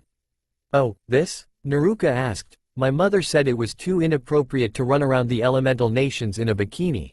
Naruka never minded the woman's tone. Though, it did shock Naruka. She had never once been yelled at before, ever in her life. It was oddly satisfying, though she did wish the female human wasn't so loud. Boo on mom, Kiba said, ogling Naruka. She winked at him and grabbed Kakashi's hand to go sit next to a pretty girl with blue hair. The girl was reeking of nervousness. Naruka gave her a smile and the girl's face reddened like a tomato. Excuse me, Kakashi-san, Uruka asked. Why are you here? Early? Kakashi sighed contently and remembered what had happened early this morning. Flashback. Oh, yes, Kakashi-senpai, please. I want to have your babies. A very busty woman with red hair moaned into Kakashi's chest. Kakashi was naked and panting from foreplay with his smoke and beauty. She moaned and moaned, Kakashi-kun, wake up love. Kakashi shook his head and rolled her over to lick her stomach. Kakashi-kun, please, wake up. She moaned as his tongue left a trail of saliva, please.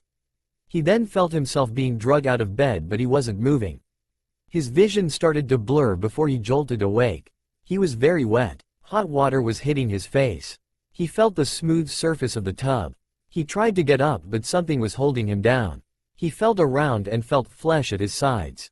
His eyes focused and he saw a red-headed woman on top of him. She was so close to his masked face. Naruto? Before he could get an answer, her lips were on him so tender he lost all motor functions as all but one part of his body went limp, though the mask lessened the sensation. She parted from him and sat up. Hello sleepyhead, I'm your teacher and I'm going to be teaching you on how to arrive at the times given. Come on, get up. We are going to the academy, Kakashi-kun. She leaned back on her knees, being sure to rub herself on his erection. Yes, she knew what she was doing. Kakashi moaned and obliged, yes princess. She smiled and ran out of the bathroom, poking her head back into mention. It's 4:30 in the morning, we have 3 hours to ourselves. I want ramen. Kakashi groaned as he shut off the water. Kakashi stopped at the bathroom door. How the hell did she get in my house? End flashback. She dragged me out of bed. Kakashi answered, pointing at a smiling Naruto. Naruto just looked back at the clipboard. Okay then, well, here are the teams. He paused. Teams 1 and 2 are. We now pick up at the important teams. Team 3 is Noriko Uchiha, Asari Uchiha, and Saim Uchiha, being led by Jonin-sensei Roshin Uchiha. The 3 Uchiha clapped hands. They seemed to be a bit arrogant. Team 4 is Kasai Uchiha, Hara Uchiha, and Buton Uchiha, being led by Jonin-sensei Akima Uchiha. Those 3 did the same thing and scowled at the other classmates. We now skip onto the last 3 important teams. Team 7 will be Sasuke Uchiha, Sakura Haruno. She then squealed and screamed at Ino. And there was a pause, Kiba Inuzuka. Sakura was a bit overdramatic as she cried out defeat and Ino laughed at her misfortune. Kiba simply patted Akamaru, saying they would buy some earplugs later today. Akamaru yipped happily. Being led by special Jonin Itachi Uchiha, Sasuke grumbled and did a loud HN to show his displeasure at being taught by his older brother, whom he had sworn to surpass and gain his father's acceptance. Team 8 is Ino Yamanaka, Choji Akamichi. Ino grumbled as Sakura laughed her ass off, and Hinata Hyuga. Hinata looked at Iruka-sensei. She was confused as to why she was on the team instead of Shikamaru to form the Ino Shika-cho trio. Iruka simply shrugged his shoulders. Team 9 is still in the field, so Team 10 will be Shikamaru Nara, Shino Abuame, and there was another pause. Everyone wanted to know who was on this team, knowing there was one other team. Shino and Shikamaru silently wishing it was Naruto. Princess Naruto. Shikamaru went into a coughing fit and Shino's glasses nearly fell off the bridge of his nose, being led by Jonin-sensei Kakashi Hitaki. Naruto turned to Kakashi, Kakashi-kun. You're my sensei. Kakashi inwardly cheered, blessing Kami's mercy. She blessed him with the most relaxed and least frustrating team. Okay, those are the teams. Please depart for lunch and get to know your teammates better. Be back in 1 hour to meet your sensei. Iruka said, leaving the classroom with Mizuki giving his best wishes and following To. Naruto looked at Mizuki just in time to see a paw hanging from his neck. Her blood quickly boiled but calmed. Kakashi felt this and squeezed her hand. She looked up at him, he shook his head no. Naruto understood and smiled at her new teammates who were walking up. Hello, she bowed. It is a pleasure to meet you, princess, Shino said in a monotone voice, slipping into a bow. When he stood up straight he had to push up his glasses. Likewise princess, it is an honor, Shikamaru said as he too bowed to Naruto, yawning when he stood up straight. Oh, this is exquisite, Naruto said as she clasped her hands together. 2 male teammates, at 15 perhaps, and an experienced sensei, on and off the had to giggle. This would be fun. She turned to look at the Hyuga girl who stood. Her energy gave off the vibe of shy and self-consciousness. Naruka inwardly smirked, a plan formulating already. Hey. Fun. Well, since I'm already here we can go and get all this done quick. He was turning to leave when the pink-haired girl stepped in front of Naruka.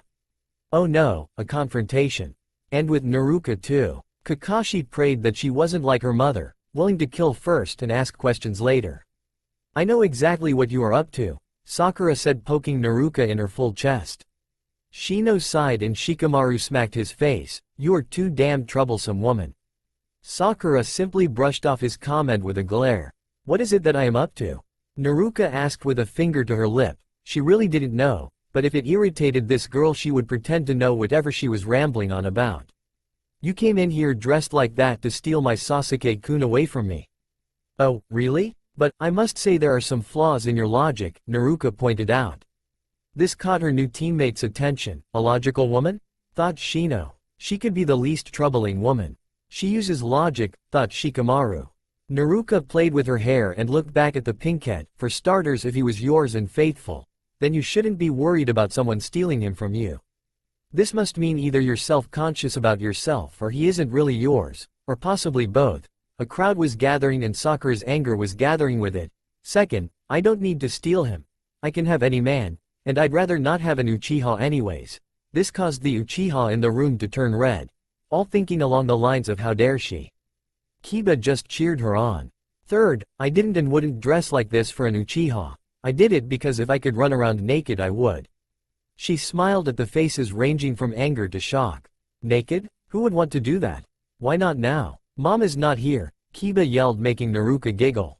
She turned her attention back to Sakura. And fourth, I really don't need to try hard to make a man like me. Naruka walked up to Sasuke and tugged on his collar. For some reason he couldn't move. Sasuke stared at the woman in front of him in confusion before it hit him. Well, her lips did anyways. She wrapped her arms around his neck and kissed him straight on. He couldn't control himself, his arms wrapped around her like they had a mind of their own. Little did he know it was Naruka's blood manipulation controlling his movements. She separated from him and gave a foxy grin. Sasuke didn't really know what to say but a weak, HN. A chibi Naruka mentally threw up. She could not believe she just kissed an Uchiha. Oh, mother would kill her. Bye, and that was all she said before she left the room full of rabid fangirls and a drooling male populace. Her team quickly followed suit. Sakura was fumming. How dare she? Okay students, I think it is time to get to know each other. I'll start. Kakashi spoke. My name is Kakashi Hatake, I have likes. Naruka interrupted him. Me. Yes, that is true. Now, I have many dislikes. How long it takes for Jiraiya-senpai to publish the next volume of Icha Icha. Yes, I do hate that. Now I have many hobbies. You read porn and play with your nin dogs. Yes, I do. Now I have a dream. To take part in a female harem. Naruka yelled. Yes, that is true. Kakashi sighed. She just told all his secrets. He was going to be super cool and only give his name. Oh well. Shino, you're up. Shino adjusted his glasses. My name is Shino Aburame. I like insects. I dislike people killing insects just because they don't like them. I train with my colony and eat poke. I dream of being a great clan head. Very respectable Shino. Shikamaru? Shikamaru sighed. I'm Shikamaru Nara. I like sleeping, I dislike being awake. For hobbies, I guess I play shogi and sleep and watch the clouds. My dream is to have a wife who likes to sleep too. Kakashi's sweat dropped, but before he could speak Naruka beat him to it. Oh Shikamaru-kun, that won't do. You know, she leaned in and spoke into his ear, eliciting a shudder. I could help you stay awake. She licked his ear and Shikamaru gasped. She obviously had no idea what personal space was, but he obviously really couldn't care. Okay, Kakashi coughed. Naruka, you're up. Naruka smiled. Let's see, I'm Princess Naruka. I love my kingdom. I like making men feel helpless. She winked towards Shikamaru, who gulped. I dislike. No, I loathe the mere thought of poachers, especially fox poachers. She said this with as much venom as possible. In her head her chibi self had a forked tongue and was spitting fire in every direction, burning humans to a crisp. I read, play games of strategy and converse with my summons. My dream for the future is to kill every fox poacher in existence and bring peace to my people. It was quite bold and disturbing to the others because she said this with a bright and cheery smile on her face. Well, that was great, Kakashi said with an eye smile. Now would be the time when I tell you that you're not really a genin yet, but I really do not want to go toe-to-toe with Naruto in a fight to the death, so I will see you tomorrow for team training to gauge your skill level. Sensei? Why would you not want to go against Naruto? Shino asked, a bit confused. Well, you see, Kakashi began, scratching the back of his head. The purpose of the test would be to use teamwork, but Naruto would only look at me and I would be finished with. Then she would make up some fancy words that would explain how everyone worked together and well. The others were still confused, so Naruto decided to explain, with a demonstration. She felt Kakashi's blood and began to bend it. Kakashi was begging her to stop. It was a funny thing to witness. His arms moving against his will, his legs swept out from under him, Kakashi levitating towards Naruto. Her teammates were shocked. What is this? Shikamaru asked in awe. This is known as blood manipulation, something that is a sacred fox art. Naruto gave Kakashi his body back and jumped into his arms. We're off. She pointed to a random direction. He felt absolutely violated from the blood manipulation experience. Just like her mother. He shook his head, and just where are we off to? Kakashi asked, ignoring the gaping expression from Shikamaru and the bug eyes Shino was giving him and Naruto. You're home, silly, I have nowhere to live. Naruto said with a pout. Kakashi sighed. Tomorrow, training ground 7, 10 o'clock sharp. They then left in a shushin of white smoke. Shino and Shikamaru looked at each other for a moment. Do you think they are active? Shino asked. I really wouldn't want to know, Shikamaru said as he and Shino went their separate ways. Please, please, please? Naruto begged the man sitting at the couch, just once, please. Oh, if anyone were to find out he would be finished. On the other hand, this was a once-in-a-lifetime opportunity. He really should think about this before he made his decision. I really don't mind. In his defense, he did think about it for a split second. Besides, she's 15 and he's 25, it wasn't like he was a creepy old man. Naruto quickly dashed to his bathroom. Kakashi looked to the fox next to him on the couch. Tarlok looked back and they shared an awkward moment. Bolin was the one who spoke up with a hiss and yip combination. Okay, you don't need to get hostile. Bolin tilted his head and spoke to Tarlok. This human is weird, I said I liked him. Tarlok nodded his head in agreement and looked towards the opening door to the bathroom. Naruto stepped out, stark naked. Well, that's what Kakashi wanted, but instead she was wearing the shirt Kurama had given to him. It was the shirt with the fox on it. Once again, in his defense, he was 12. The shirt was small on Naruto though, barely covering her breasts. She was in her white underwear too. Kakashi tried with all his will to not put his book down, dipping into his inner reserves of willpower. He glanced up and saw the diamond stud in her navel. He began to sweat. Banging Sensei's daughter was a no-no. Banging the Kyuubi's daughter was an even bigger no-no. This isn't fair, Chibi Kakashi yelled in his head. She was glorious. There was a 10-year difference between them, but in the ninja world that did not matter. If she wanted to, then he was game. Naruto walked over to Kakashi. So? Naruto asked, what do you think?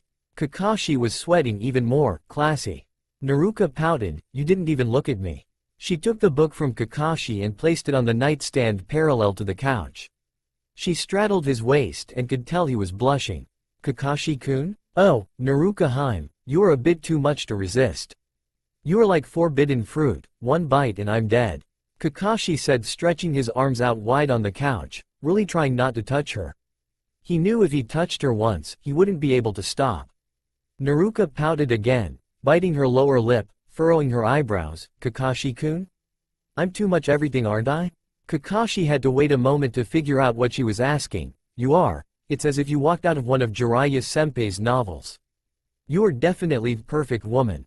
Kakashi said as he gently touched her hair. Now go get some rest. Don't think I'm not going to be training you hard like the boys. Naruto smiled as she went to get up but sat back down to give Kakashi a kiss on the cheek. Thank you, Kakashi-kun. Kakashi smiled. Take my bed, I'll sleep here. He saw Naruto skip off to the bed not 10 feet away in the same room. Tarlok jumped off the couch and prodded over to the queen-sized bed and jumped up. Bolin looked at Kakashi and bounded after Tarlok. Good night, Kakashi-kun. Good night, Naruto-hime. Everyone then went to sleep, allowing rest to grasp them. Kakashi felt groggy and tired. He absolutely hated sleeping on the couch, he would rather sleep in a tree. He yawned while trying to roll over, but he felt something on his chest and he was holding onto it quite tightly. He rubbed his hands higher then lower. The higher portion was low and closer to his chest. The lower portion was rounded. He slowly opened his uncovered eye. He saw a mass of red hair on his chest, a pair of blue-silver eyes staring him down. Oh no, morning wood. Naruka had a wily grin on her face. Good morning Kakashi-kun. She ground her hips into him. A small groan escaped his lips. My daddy said you were quite the lady killer. She licked her lips. Kakashi was doing his best to avoid falling for her seduction. Kurama would do this all the time but would never lay with him. She would say he was a bit young for her tastes, even though she would transform herself to his age of 12. What are you doing Naruka-heim? Naruka smiled and sat up, giving Kakashi the ability to see her breasts through the small shirt. We need to go, it's 8 in the morning. Kakashi became emboldened and touched her thigh. Naruka felt a jolt of excitement shoot through her body. It caused her to lock her thighs to his hips. She leveled a glare at Kakashi. Sensei, that is too inappropriate. She then got off his lap and headed to the bathroom. Kakashi was a bit perplexed and shook his head. She was definitely an enigma. Naruka entered the apartment bathroom, locking the door behind her. The room was quaint and tidy. There was a sink and mirror next to the door, a toilet across from it, and a walk-in shower that looked to be for a single person, but could possibly fit 2 people quite snugly. Naruka walked to the center and giggled to herself. Teasing Kakashi-kun was too much fun.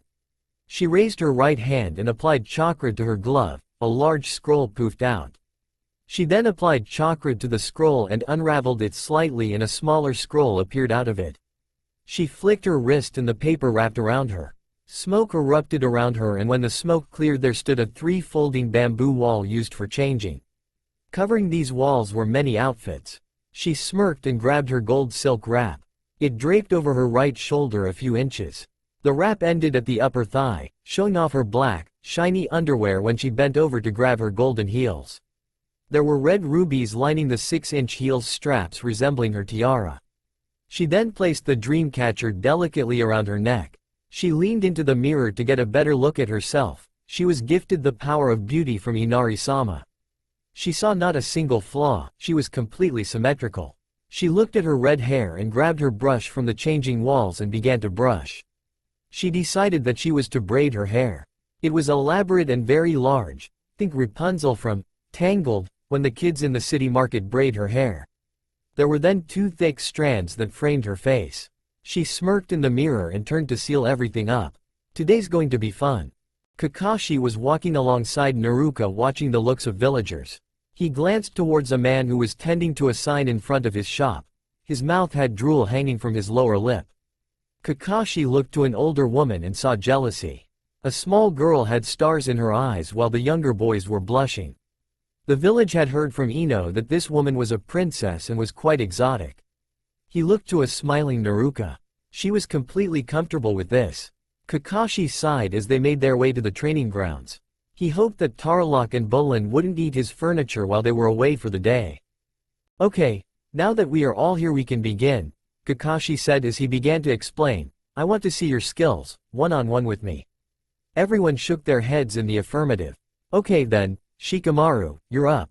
Shikamaru sighed as he scratched his scrunched hair and walked lazily up to the Jonin. Sensei, how far do we go? He asked, getting into his family's taijutsu stance. It was with his legs apart, hands out in front of hip at different angles.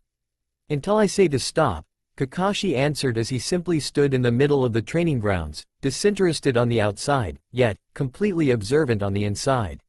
Years of Anbu training and missions had done this to him. Now, begin. Shikamaru wasted no time and flipped through hand signs. His shadow began to stretch towards Kakashi. Kakashi jumped back a few times to avoid the growing shadow. The shadow stopped after 20 feet and struggled to go further. Shadow possession. Incomplete, Shikamaru mumbled as he stood, a plan formulating. The prized brain and uncommon intellect of the Nara clan heir finally being put to use. Show me that you are worthy to be a ninja of Konoha and under my guidance, Kakashi said as he did his best to resist the familiar call of his worship book, Icha Icha Paradise. Shikamaru dashed forward. surprising Kakashi. It was a rare sight to see a male Nara clan member run at his own will, unprovoked. Shikamaru stopped under a heavily shaded mass of trees and performed his shadow possession once more. This time the shadow was quicker and larger than the first time. Kakashi was having quite a time dodging and never noticed the shadow he was jumping towards. He was forced to stop his bounding because he could not move his body. For a second he thought Naruto had joined in on this Kakashi beating, but alas, it was Shikamaru's shadow possession. Shadow possession complete, Shikamaru said as he walked towards his sensei, Kakashi being forced to mimic his student's moves. Kakashi's eyes smiled, "You got me, Shikamaru. Shino, you're next." The Nara dropped his jutsu to walk back to his teammates. Naruto expressed her excitement, "You're quite the strategist, Shikamaru-kun." She leaned forward and kissed his cheek and pulled him next to her to watch the next spar between sensei and student. She smiled at the blushing Shikamaru. He felt something odd inside of himself. He soon shook off the feeling and turned his attention to Shino and Kakashi. "Same as the last spar, Shino," Kakashi said, standing in the center of the field. "Hi sensei," Shino replied in his usual monotone voice, placing his hands in his pockets. "Begin," Naruto yelled as Shino jumped back. He sent a few of his Kakaichu towards Kakashi, who jumped to the side, narrowly avoiding the insects who quickly changed direction to follow their target. One managed to latch on, only to be thrown off by a small burst of chakra from Kakashi. The rim of Shino's jacket had bugs crawling out of it, walking over his face. Shino sent another wave of insects towards his sensei. Kakashi dodged and ran towards Shino. "Good, you've approached." Hidden art. Silk trap jutsu. Kakashi stepped forward and his leg was quickly wrapped in a sticky web. He could feel his chakra being drained. He decided to use Mumu, the substitution log. He pulled out Mumu and threw it away from him and used the substitution to switch places. "You are very slippery, sensei," Shino said as he turned in time to see Kakashi in his face. Kakashi simply backpedaled and stood 10 feet away. Shino made some hand signs and his Kakaichu swarmed towards Kakashi. Shino knew he would dodge and prepared his senbon. Kakashi dodged and Shino threw his senbon, grazing Kakashi's hair. "He could have taken out my one normal eye," Kakashi thought to himself as he dodged the barrage of senbon. Kakashi decided to test Shino and caught one of his senbon from midair and threw it back at him. The senbon connected with Shino and Kakashi nearly shit his pants, thinking he killed his student. Only for his pants to be saved by Shino bursting into a swarm of Kakaichu. Shino appeared feet away from Kakashi and was about to strike. "Done." Shino lowered his leg and stood still. "You did well, Shino. There are a few flaws. Just like the Nara, you have major potential." Kakashi looked towards a smirking Naruto. "I guess it's your turn, Naruto-heim." Shino walked up towards Naruto and Shikamaru. Naruto skipped up to him and kissed his cheek. "You and your bugs are so adorable, Shino-kun." Shino blushed and mumbled a thank you to Naruto. He walked up to Shikamaru. "She is something else," Shino said as he watched Naruto walk up to their sensei. "Well, more like strut up to their sensei. Well, at least she isn't like the other troublesome girls in class. Except Hinata," Shikamaru said with a sigh. "You are correct, as usual, Shikamaru-san," Shino said with an unusual irritant present in his voice. They both agreed and turned their attention to the fight. Wait, it was over? Shino and Shikamaru saw Kakashi 10 feet in the air begging Naruto to put him down. Naruto was just looking at him, doing nothing else. She wasn't holding a hand sign or a pose, just looking at him. Shino and Shikamaru were now definitely sure they did not want to piss off their female teammate. She wasn't even being serious. "Please, put me down, I will do most anything," Kakashi begged. Naruto smiled an impish smile. "Can I read your icha-icha?" Kakashi found the grace to look puzzled. "That's all?" "Of course, now please put me down. I want to read it to you." Naruto held her impish smile. Kakashi found the grace to blush. What? Read porn to me? He didn't know if to accept and masturbate later or to decline and masturbate later anyways. He saw Naruto nod her head. "Okay, yes. Now please put me down." Naruto put him down and gave him full control of his body. "It's a deal then." Kakashi didn't know whether to be happy, embarrassed or scared out of his mind. He had this nagging feeling that Minato-sensei and Kurama-senpai would find out. "Well, let's spar." Finally, Shikamaru mumbled, begin. Naruka went on the offensive and began hand signs. Kitsune art. Yipping fang. Naruka said as a fox head made of green chakra formed around her hands and she danced with Kakashi, the latter barely dodging her green chakra foxes. The thrusts of her palms were very similar to the Hyuga's gentle fist-fighting style. Naruka smiled as she backpedaled. She performed more hand signs, ninja art. Forced palm, a dome of purple chakras shot from her hand making contact with Kakashi, who poofed into Mumu the inflatable log. Naruka grumbled and cursed the log gods in the name of their beloved Mumu. The chibi Naruka was seen stabbing Mumu well after it was deflated. Naka then realized that Mumu was Kakashi-kun's companion and had most likely saved his ass on many occasions. Now chibi Naruka was holding a deflated and beyond repair Mumu crying to the heavens. Kakashi went to attack but couldn't bring himself to bring any form of harm to Naruka, so he dodged and dodged and dodged. "Sensei, I want to go home and read porn to you," Naruka whined as she stopped her yipping fang attack. Kakashi sighed as he agreed. "Okay students." Kakashi began to his gathered charges. "We will do a few D-ranked missions then get out pay and go home." Shikamaru grumbled but complied. They all turned and headed towards the Hokage's office. "Fox to all, the target is in my sights, permission to capture." Bugs to Fox, permission granted. Lazy Deer to Fox, permission granted. Early Bird to Fox, permission granted. Meow, RAWRAW, MEOWRAW, HEEESSSSEES, REYAK. Those ear-splitting sounds of war were silenced when the target was placed in a steel box. Fox to all, target acquired. Early Bird to all, good work. Bugs to all, we did quite well. Lazy Deer to all, I want to go home any day now. Good work, you caught Tora in record time, 42 minutes. Good for you all, here's your pay. Hiruzen Sarutobi praised as he handed the genin their pay. Now I want you all to have a good. The Hokage was then interrupted by a loud shout of, "You're mine now, old man."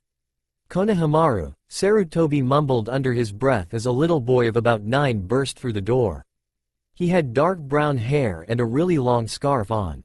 Speaking of long scarves, he tripped over his and landed flat on his face, his shuriken falling to the floor.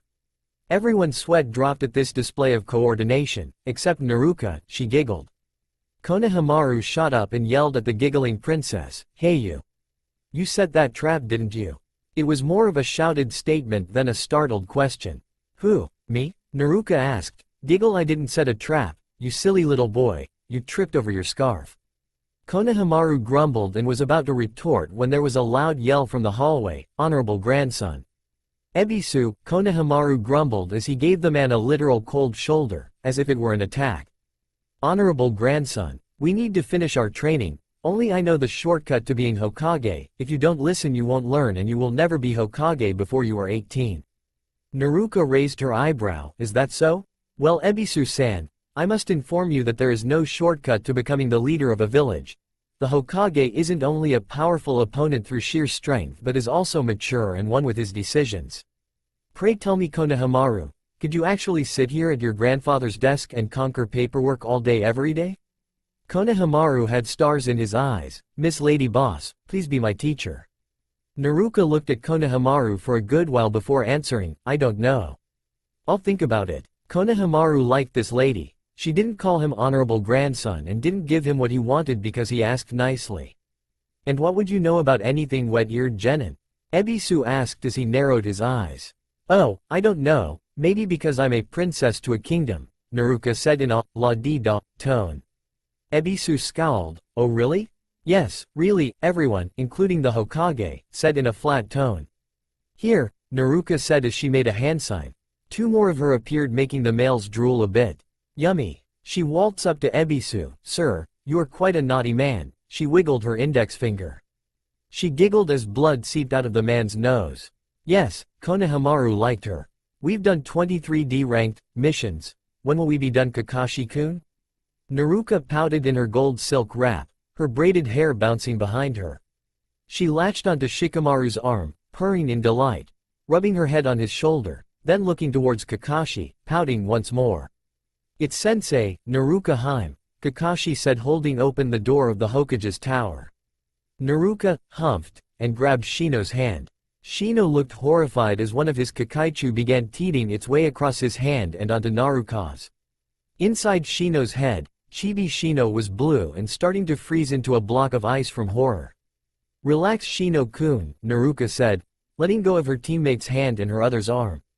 She raised her index finger to her forearm, letting the insect crawl onto her finger. She smiled as she touched Shino's cheek. The Kakaichu crawled off her finger and onto Shino's face, disappearing into his coat. Naruka tapped Shino playfully on the nose and turned to skip inside, her heels clicking on the floor. Bolin bounded behind her in excitement. Shino shook himself out of his stupor. Wow, she sure was something else. Naruka stood defiantly in front of the Hokage and Iruka. "Hokage-sama, it's just a C-rank mission. Nothing big, I just want to experience something new. I've been cooped up too long," Naruka said with a twinkle in her eye. The thought of leaving this village and venturing off to another world sounded pleasing. "Naruka-hime, please, you are a fresh genin. You couldn't possibly handle a C-rank mission," Iruka stated as he pulled out a scroll. "Okay, I have a D-rank mission. The Inuzuka need a team to walk their dogs." Bolin hiss-yipped, lowering himself to the floor, his tail flickering back and forth, up and down, quite violently. Naruka's teeth were golden. "If you don't want the Inuzukas to have dead dogs, I suggest you never make that kind of offer again." Iruka was sweating from the killing intent. Something came through the window, a fox. It lowered itself in front of Naruka. She made a yip and moved her hands. The fox righted itself and sat on its haunches. Naruka looked to her teammates who were sweating, looking at the fox. "Oh right, you haven't met, this is Tarlock, my best friend. Tarlock, this here is Shikamaru-kun and Shino-kun, my teammates." Shino and Shikamaru smiled and waved slightly to the large red fox, who was currently licking his maw. "Well then," Iruka began anew, "I have a scroll to paint a house." Naruka glared at Iruka. Bolin growled, as did Tarlock. No one angered the princess, no fox would allow it. That is, unless the princess allowed them to anger her. That still confused the foxes though. Hiruzen sat back, puffing on his tobacco pipe. He gave a calculating look to Team 10. He knew they were more than ready for a C-rank mission. He just wanted them to know it too. Glancing at the picture of Minato, Hiruzen cursed him for having a daughter. "If only you were a boy, Naruka-hime, then my blood pressure wouldn't be so high."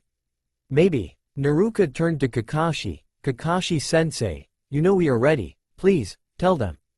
Kakashi saw something else in her eyes. It was a warning. The man gulped. He was scared because she never called him sensei in front of others. She would tease him though, in private. She would say things like, "Kakashi-sensei, please help me unclasp my bra."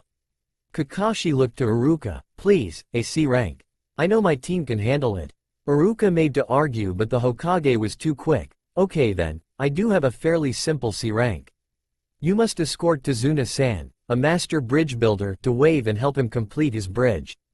The Hokage then tapped a buzzer on his desk and the door opened. "This is Tazuna-san of Wave." Tazuna made to step into the room but fell flat on his face. He was a bit intoxicated. "So many beautiful women, are you all related?" Naruka giggled as the males shook their heads. They would never be able to escape the blessed beauty of Naruka-hime. "Nope, there's only one of me, sir." Naruka smiled and helped the older man to his feet. This was going to be a long trip. The walk from the gate was rather uneventful, that is until they all saw the puddle. That was when things got interesting. The ninja all thought one thing, genjutsu. After that thought they all thought together, might be for someone else, better leave them be. Simple right? All except Naruka, that is. She walked up to the puddle with Tarlock, Bolin perched on her shoulders. Her team sighed, they knew what would most likely happen, something provocative. "Wow, you guys, look at this not so very suspicious puddle in the middle of the road," Naruka said, peering above it, feigning curiosity. Kakashi began to silently cry. He was hoping for the world not to go to hell in a handbasket this soon in the day. He watched as Naruka stood over the water with an impish grin. Kakashi blushed a bit. She wouldn't. But she did. She stripped and dropped her silk wrap on the puddle. She was now in her black spandex underwear with a slightly wrapped chest. Her teammates blushed scarlet. Kakashi turned to a stunned Tazuna. this is why you don't drink. A man needs to remember these moments. Tazuna quickly threw his sake at a tree without removing his eyes from the lass. There was a commotion from inside the puddle. Two heads came up and were pushing each other to get a better view. Move it. No, you move it. Hello, Naruto said, grabbing them both by the hair and pulling them out of the puddle. Excuse me, but you wouldn't happen to know why you're in the middle of the road inside a puddle now, would you? They both were a bit stunned and jumped back from the princess.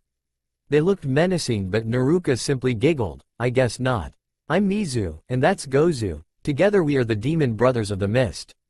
They then drew their weapons, getting into a battle stance. Naruto picked up her wrap. Okay then, it seems y'all want to get down to business, so I'll just let you do that. The woman smiled as she took her mother's taijutsu stance. Let my glory reign. She dashed forward with surprising speed. Mizu and Gozu launched their blades. Naruto leapt onto the chain and ran forwards and kneed Gozu in the nose, blood gushing everywhere. Using her momentum of the delivered knee, she spun herself and kicked Mizu in the back of the head.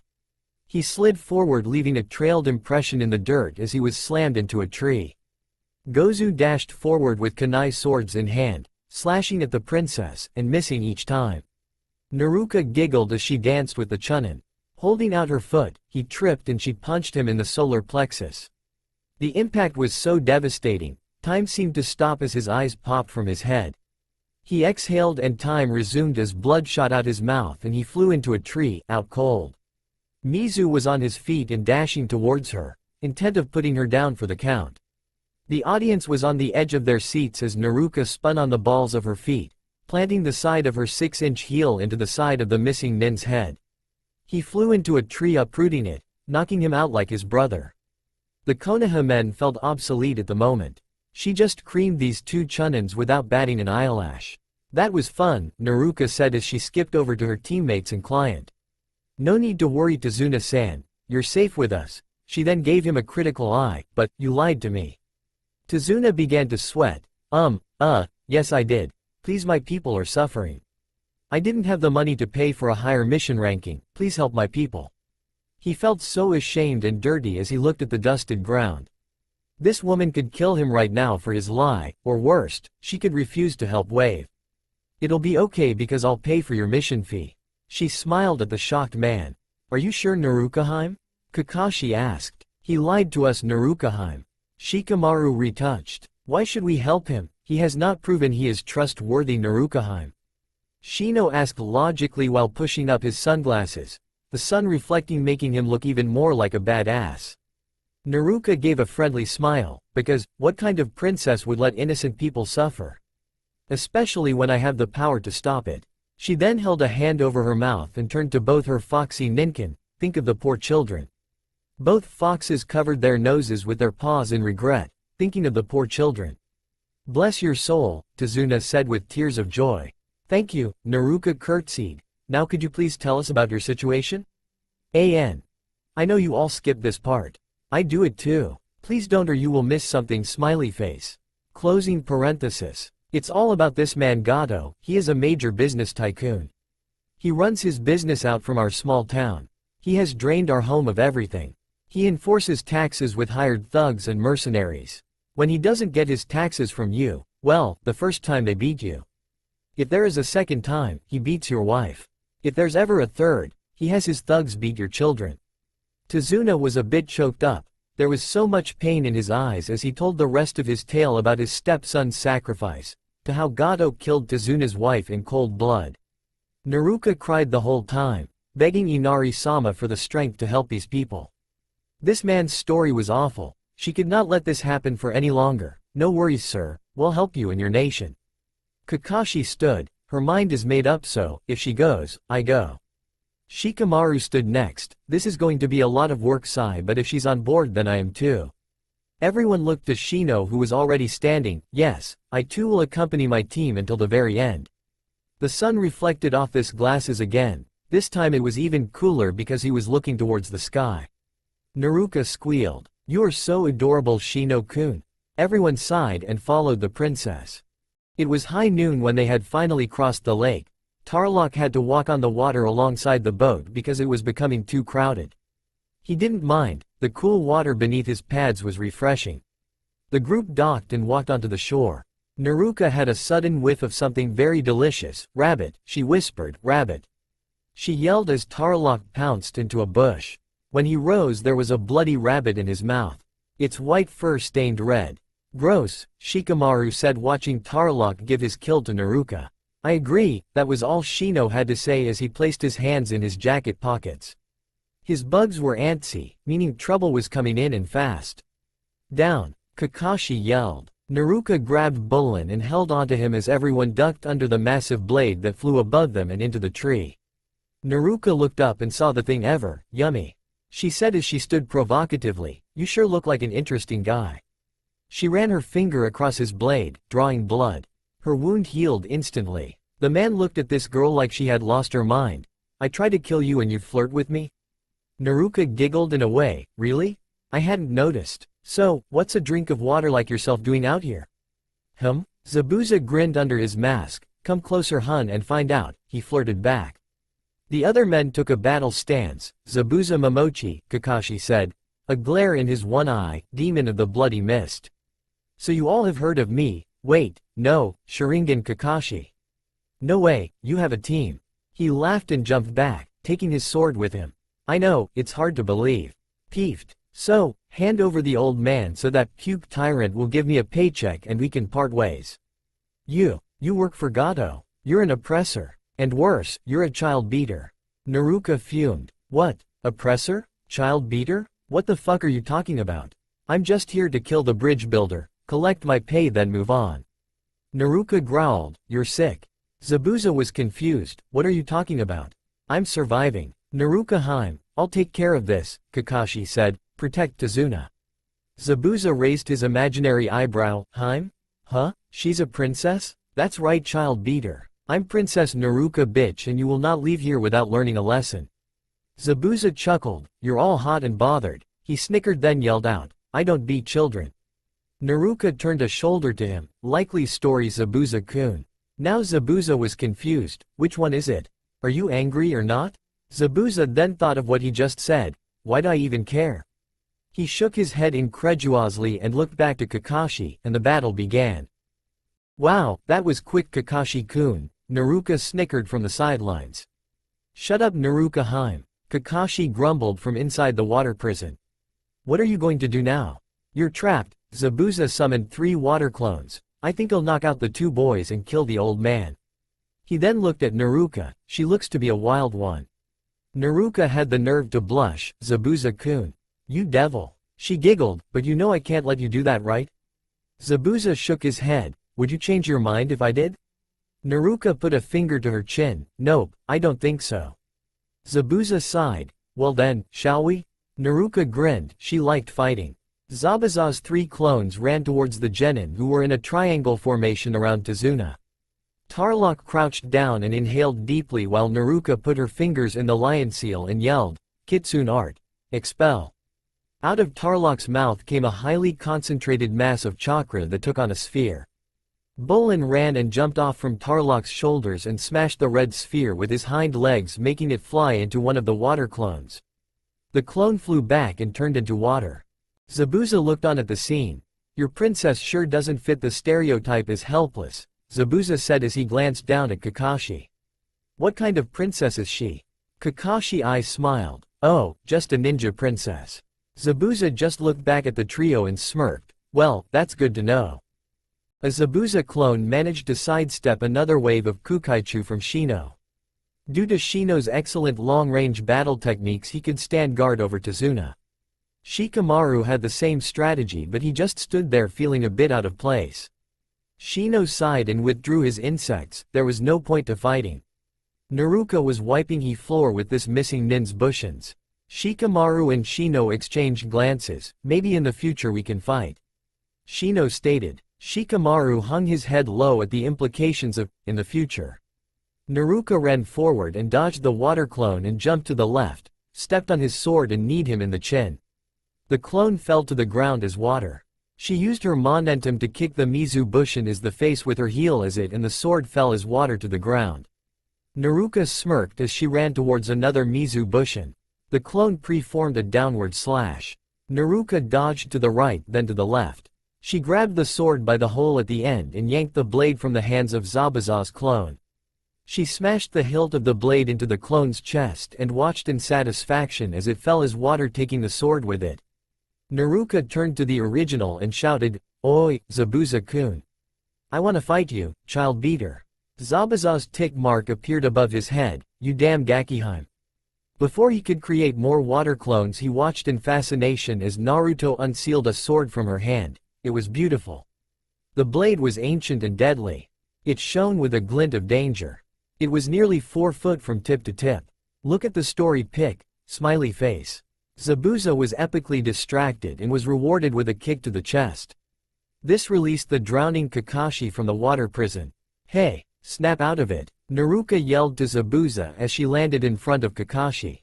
Shino landed behind Naruka and picked up their sensei, who was struggling to stay above the water. Naruka then catcalled, "Oh, Zabuza-kun." She swung her sword from side to side, then spun it around her wrist. "This is Sakushi Senshi." Zabuza's sweat dropped. "Warrior?" He lifted his sword to rest on his shoulder as he gave the princess a quizzical look. "You named your sword Warrior?" Naruka grinned like a fox. "Yeah." She then resealed it, "But I'll let Kakashi-kun, I mean sensei, fight you now if you want, child beater." She then studied the missing nin, or I can use his strengths to my advantage. "Ah, I wanted to see just what that sword would do," Zabuza said. A tick mark quickly reappeared. "Woman." Naruka looked at Zabuza and giggled. "Zabu-kun, I have a proposition." She then took out a scroll and ink and began to write. She quickly rolled it up and threw it to missing nin, who caught it and read the contents. "If he agrees to this, Gato is as good as dead." Naruka though to herself as she watched Zabuza. Zabuza read the contents and looked back at the princess. "Really?" Naruka nodded with a sly grin. "Then later maybe we could meet up," she winked. Zabuza chuckled. Yes, he would agree to her terms. He wanted that ass. That's all for now. If you enjoy, then please like, share and do comments.